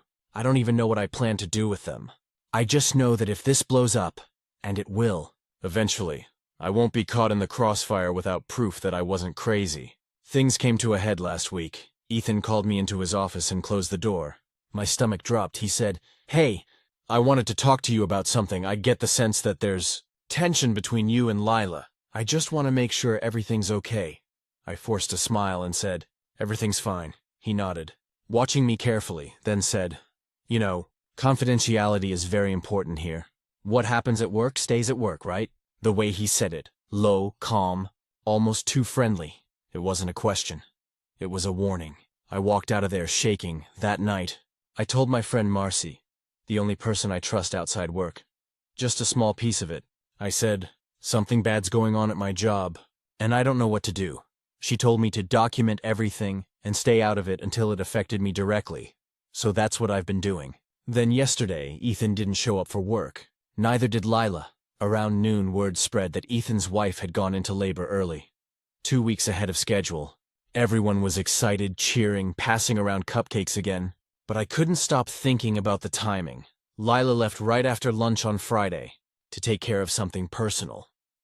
And now, on Monday morning, both of them are gone, with Claire in a hospital bed having Ethan's baby. I can't prove they were together that weekend, but my gut tells me they were. Now here I am, sitting on my couch, staring at my phone. There's a baby in this world whose father is probably still lying to its mother. A woman who's still smiling, still baking cupcakes, still believing she's married to a decent man. And I can't say a word if I tell her now. I destroy her peace during the most vulnerable moment of her life. If I tell HR, they'll find a way to sweep it under the rug. Powerful people always protect each other. If I say nothing, I'm complicit. That's the hot tea in my life, the one I can't talk to anyone about yet. A married man with a newborn, a co-worker with a secret, and me, sitting in the middle of a ticking time bomb that's going to explode sooner or later. Every morning I walk into that office pretending everything's normal, but every glance, every email, every smile between them feels like a fuse burning down. I'm just waiting for the day it all catches fire. It's been a few weeks since I first wrote about the situation at work, and things have escalated in ways I couldn't have imagined. I still can't tell anyone in real life. The stakes are too high. But I feel like writing it here helps me process. The week after Ethan's wife, Claire, went into labor early, the office was tense as an understatement. People whispered in corners, glanced nervously at Ethan's empty office, and tried to pretend that nothing had changed. Everyone knew he was out, and most of us assumed Lila was too, but no one knew why. The rumor mill started churning. Some people saying Ethan was sick, others saying Claire was in the hospital. Only a few of us, myself included, suspected the truth, that something personal and messy was unfolding behind closed doors. I decided to keep documenting everything. Like I said I would, I started tracking emails, odd Slack messages, and time-stamped logs of who was where in the office. I didn't confront anyone, I just observed. And the more I observed, the more I realized how obvious it all was if you just paid attention. Then, last Thursday, Lila returned. She acted normal, smiling, making small talk, being friendly. But there was a subtle edge to her behavior. Every time she laughed at something Ethan might have found funny, her eyes darted to me, almost like she was calculating whether I knew something. I tried to ignore it, but I could feel it by Friday. I realized she wasn't just worried about me. She was terrified. She kept checking her phone under the table, excusing herself to the restroom every 20 minutes. And then I noticed something strange. She started leaving subtle hints in conversations, almost as if she wanted someone to notice, without actually saying anything. The breaking point came at the weekly team meeting. Ethan's name was mentioned several times. In passing, nothing unusual, but Lila froze every time. I could see her knuckles turning white around her pen. And then, when a project update came around, she blurted out something that made the room go silent. I just want to say sometimes personal lives affect work, and I think we should all be mindful of how certain situations can influence the office dynamic. It was vague, but everyone knew what she meant. I could see Ethan stiffen in his chair and my heart started racing. That was the first time someone at work had implicitly acknowledged that something was going on. And yet, no one was saying it outright. After the meeting, I cornered her in the kitchen.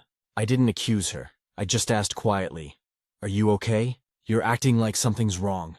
She froze for a second, like she was debating whether to tell me or not.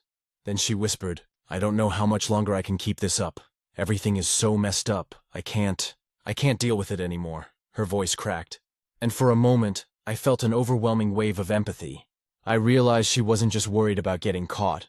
She was drowning in guilt and fear. I said softly, "I don't know everything, but I can tell you're in over your head. You don't have to handle this alone, just be careful." She nodded, tears welling up in her eyes. Then she walked away before I could say anything else. That night, I sat at home staring at my computer. I knew things were about to explode. Something was going to happen. Either Ethan's secret would come out, or Claire would notice, or Lila would crack completely. I didn't know what, but I knew it was inevitable. And that's when I got the message. It was from Ethan's personal email. Something he must have assumed I wouldn't see. The subject line read, "Not what it looks like." My stomach dropped. I opened it. "Listen, I don't know if you've seen anything, but if you have, don't say anything. Claire doesn't need drama right now. And this isn't worth risking your job, trust me. I'll handle it. Please, just let this go." I stared at it for a long time. This was the man who had put me in the impossible position. The man who was lying to his pregnant wife and dragging a coworker into the mess. And now he was trying to intimidate me into silence. I felt a surge of anger, part fear, part moral outrage. I could have forwarded this to HR, told Claire, or even confronted him directly. But I hesitated, because I knew that if I acted impulsively, I could become the collateral damage. And I also knew that doing nothing meant I'd be complicit. Over the next 2 days, I tried to figure out my next move. I confided a little more in Marcy, the friend I trust outside work. She reminded me again. "You don't have to fix everyone's mistakes, but you do need to protect yourself. Don't act. Just be ready if it blows up, then." Yesterday morning, the office got a call. Ethan had finally come clean, not to HR, not to Claire, but to his direct supervisor. Apparently, the situation had started affecting his work, and he realized he couldn't keep lying without it collapsing around him. No one knows the details yet. Lila has been put on indefinite leave. HR has started an investigation, and I'm left in the middle, silently holding the pieces of evidence I've been collecting, waiting for someone to finally admit what we all already know. The tension is unbearable. Everyone pretends to focus on spreadsheets and deadlines. But the office has this undercurrent of fear and anticipation. Even my own emails feel charged. Like any wrong word could trigger a cascade of revelations, and the worst part? Claire still doesn't know. She's smiling, buying baby clothes, telling everyone she's so excited to meet her son, blissfully unaware of what's been happening behind the scenes. I can't tell her. I can't stop the investigation. I can't fix Ethan or Lila. All I can do is wait, breathe, and hope that when the truth comes out, I can survive the fallout. Emotionally, socially, professionally, and honestly, some nights I lie awake thinking about the day I might have to decide. Do I speak up? Or do I stay quiet and let the chips fall where they may? Either choice feels like stepping on a landmine, and that dear internet is the hot tea in my life right now. The one I can't share with anyone I actually know. It's been 3 months since the tension first started spiraling at work, and now, well, things have finally blown up in ways I could never have predicted. The investigation that HR quietly launched turned into a full-scale inquiry. Lila was placed on unpaid leave immediately after Ethan admitted to his affair, and the company brought in an outside compliance team to handle the fallout. Everyone in the office knew, though no one said anything aloud. The air was thick with whispered speculation, sideways glances, and an undercurrent of fear. I spent the first week after the announcement just trying to survive. I kept meticulous records of every interaction I'd had with both Ethan and Lila. Emails, Slack messages, timestamps of office comings and goings. Every tiny piece of evidence I'd gathered suddenly felt vital, not because I wanted revenge, but because I knew this was going to get messy, and I didn't want to be blamed for something I hadn't caused. Then came the hardest part, Claire. She hadn't been at work since the early labor scare, and she still didn't know anything. Ethan had gone silent with her for a while, claiming he was tied up at work and trying to make things right. I wrestled with whether I should tell her. She deserved the truth. Yes, but she was carrying a newborn, vulnerable and exhausted. I didn't want to be the person to ruin her first days as a mother. I kept imagining the moment she'd see the messages or emails I had, or worse, realize what had been happening before I told her. It was an unbearable weight. and I started having nightmares where I was trapped in the office with Ethan and Lila, and Claire kept showing up, smiling, oblivious. And everything collapsed around me. Then, one Friday afternoon, it happened. Claire came to the office unexpectedly to pick up some work documents. She was glowing, smiling, holding her baby in a carrier, cooing softly, and then she saw Ethan. The look on her face, pure shock, confusion, and hurt all at once, made my stomach drop. She had caught him checking his phone, mid-message, and she'd seen a notification from Lila pop up. Everything erupted at once. She screamed. Ethan tried to explain. Lila had been called in by HR and she was panicking, babbling about misunderstandings and it wasn't supposed to happen. Everyone in the office froze, and I just stood there, my hands shaking. I didn't speak at first, I wanted to, but the words stuck in my throat. Then Claire turned to me, her eyes wide, furious, and said, "You knew, didn't you?" I swallowed. I didn't want to get involved.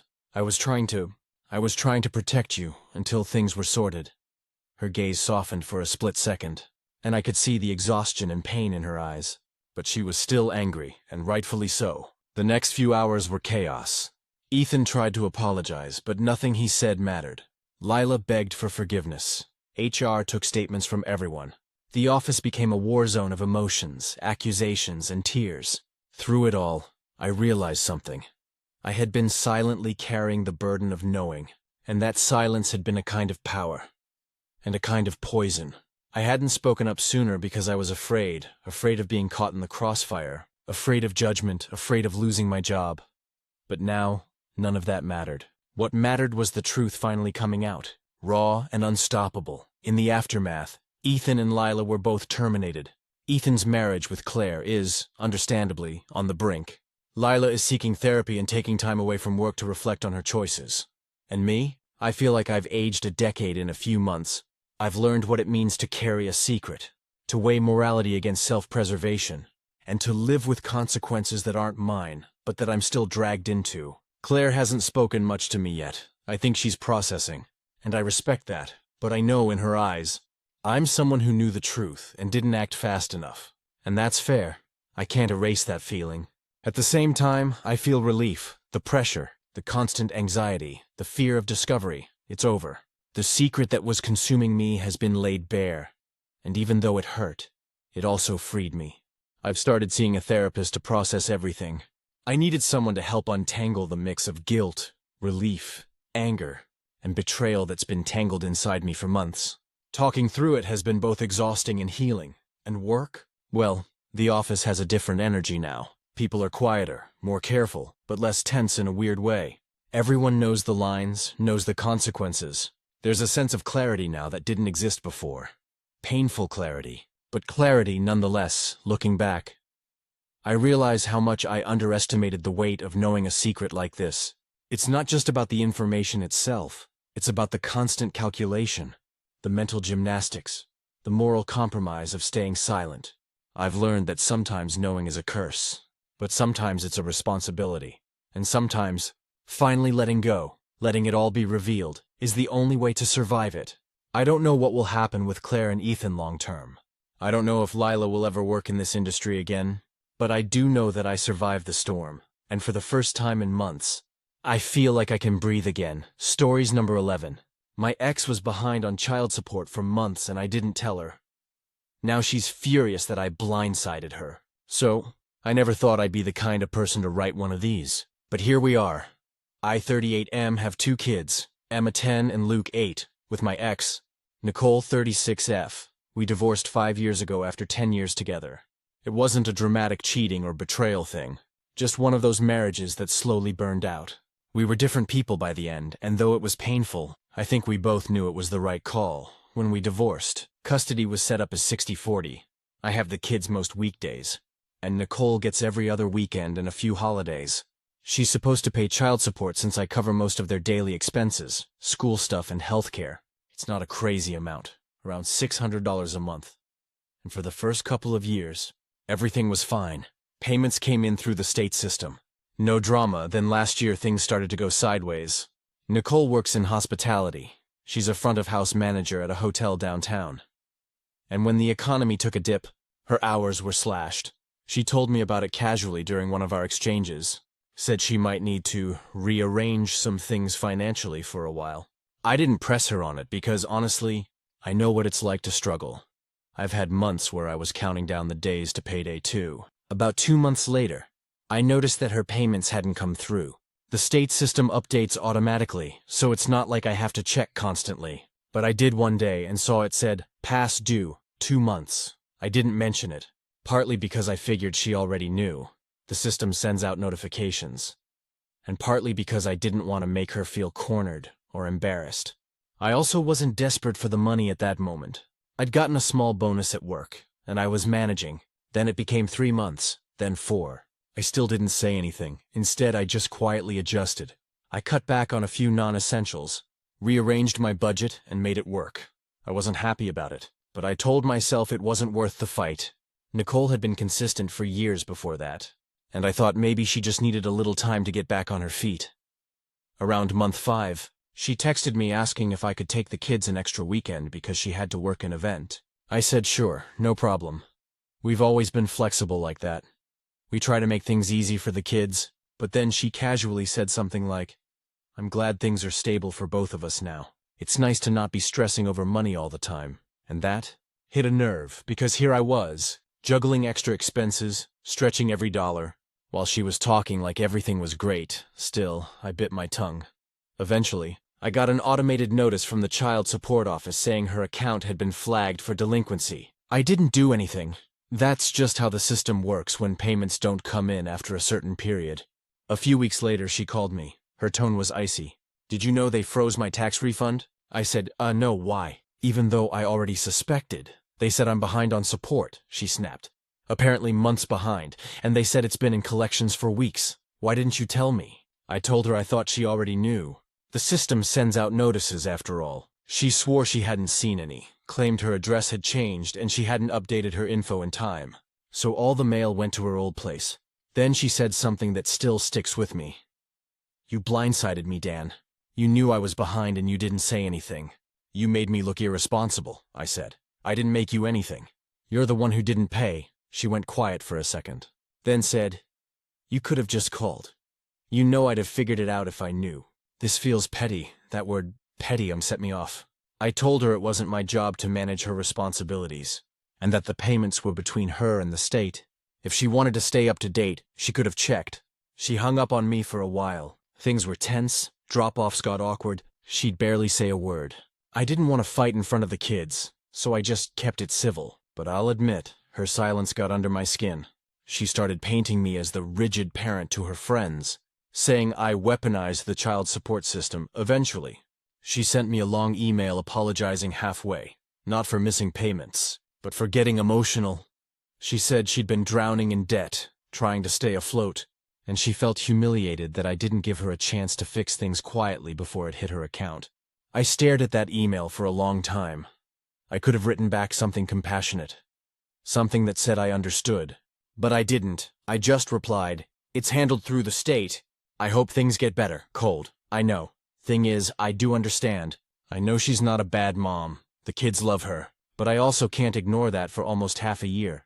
She didn't contribute what she was supposed to, and I carried it without complaint. The part that really stung was when Emma overheard us one weekend. She asked me, why is Mom mad at you about money? I told her as gently as I could. It's just adult stuff, honey. You don't need to worry about it. But she frowned and said, Mom said you got her in trouble. That hurt, because I'd gone out of my way not to start trouble. I didn't call the state. I didn't report her. I didn't even mention it until it was too late. I just didn't want to babysit my ex's financial obligations. Now, months later, Nicole's caught up. The state garnished some of her wages and she's back on schedule. But things between us are still strained. She's polite, but distant. When she picks up the kids, she doesn't come to the door anymore.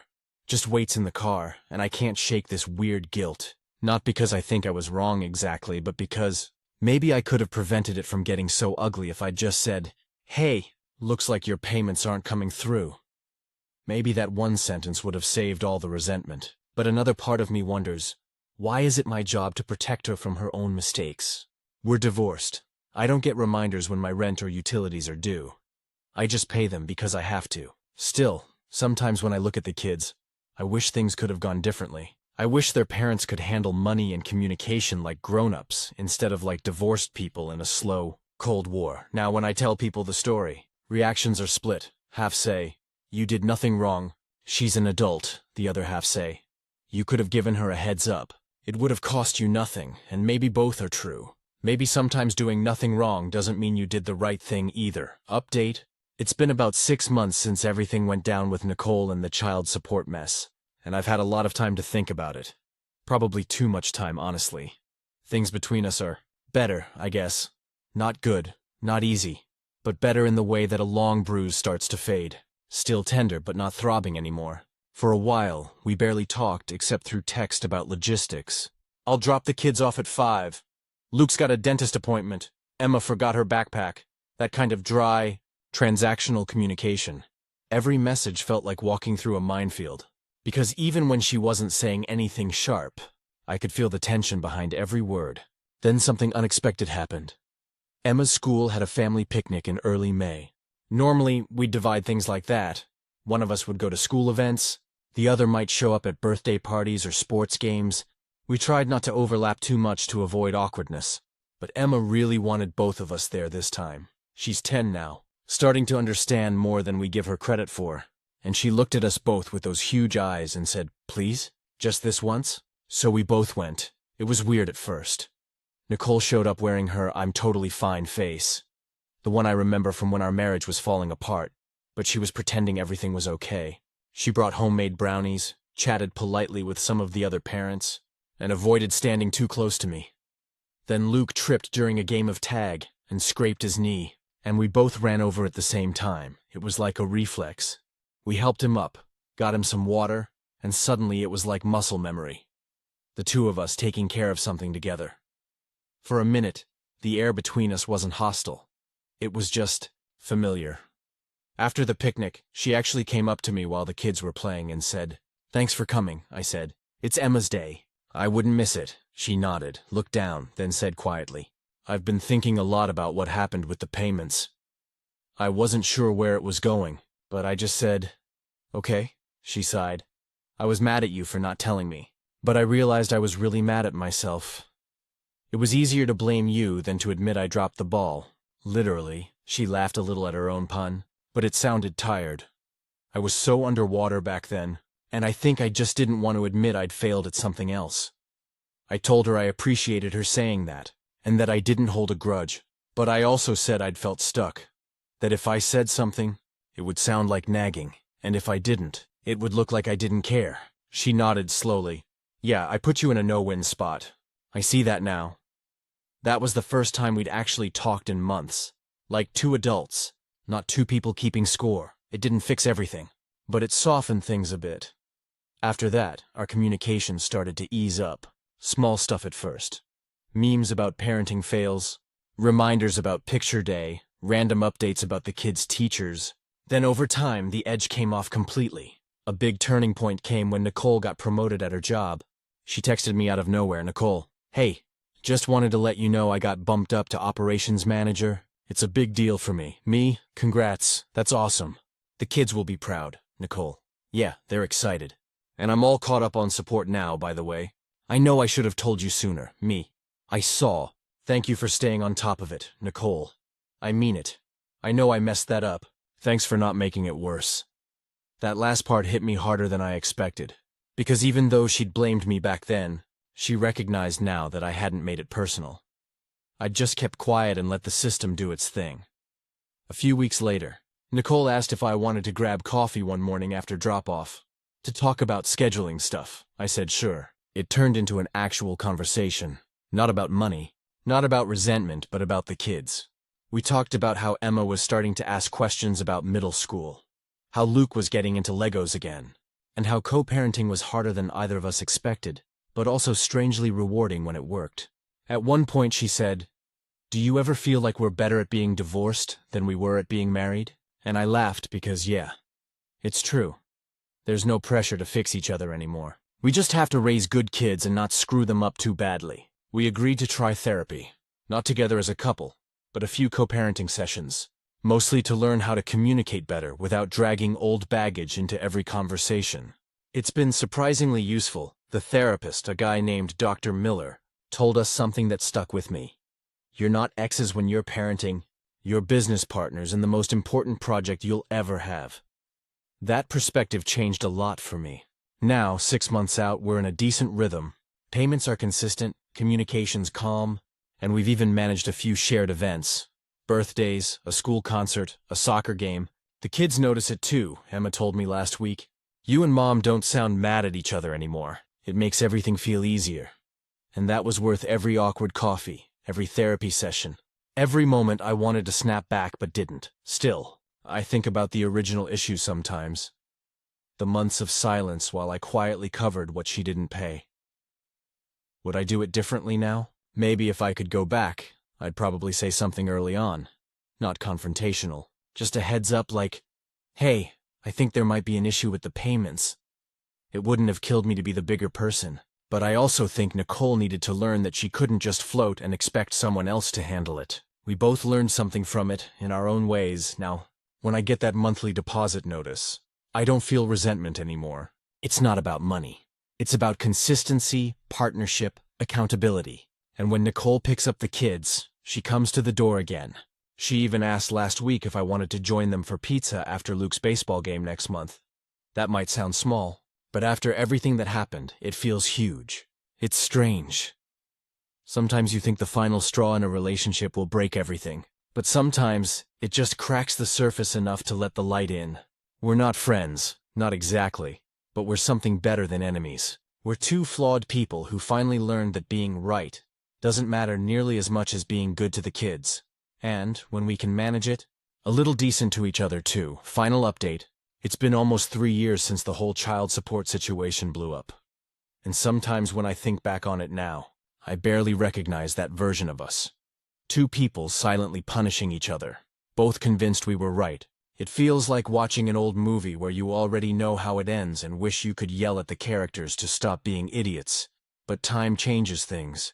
Kids grow up, jobs stabilize, tempers cool, and you realize that some fights that felt monumental at the time were really just part of figuring out how to live separately without letting bitterness raise your kids for you. Emma's 13 now, full of attitude and opinions, and Luke's 11, obsessed with basketball and perpetually tracking mud into the house.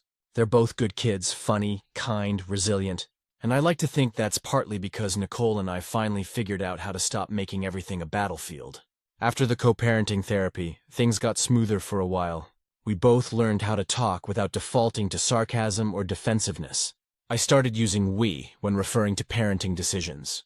Even though my instinct was always to say I, Nicole did the same. It made a difference.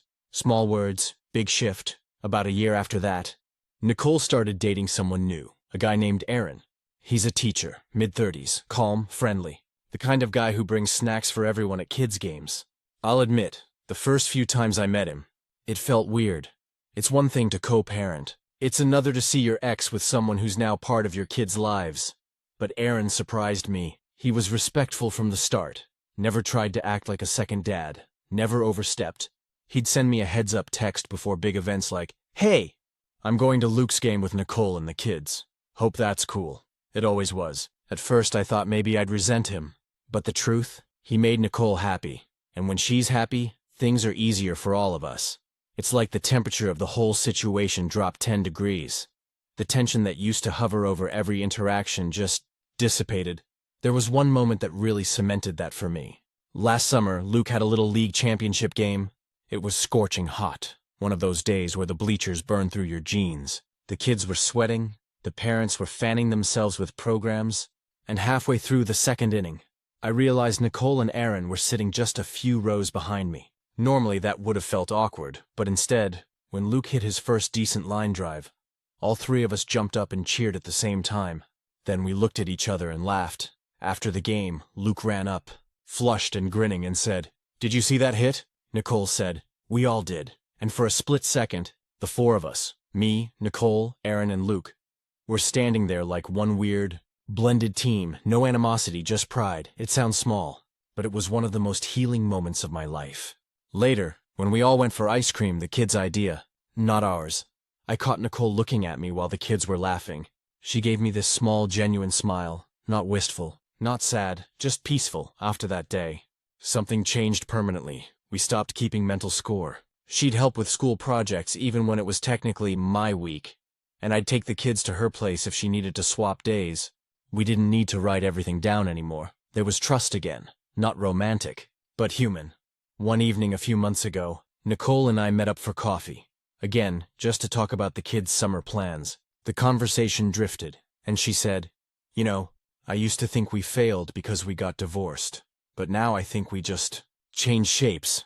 I asked her what she meant. She said, "When we were married, we were terrible at being a couple, but we're actually kind of great as co-parents. Maybe that's what we were supposed to be all along." And I couldn't disagree. The truth is, we're not the same people we were back then. I'm steadier now, more patient. She's more self-aware, and we both learned how to separate our pride from our responsibilities. That whole child support ordeal, the silence, the anger, the blame, it taught us both something important about accountability. For me, it was learning that doing nothing can still do harm. For her, it was realizing that avoidance doesn't protect you from consequences. It's wild to think that one of the lowest points in our relationship ended up being the foundation for something healthier. Now, 3 years later, when those payments hit my account every month, they're just routine. No emotion attached. It's not a power dynamic anymore. Just logistics,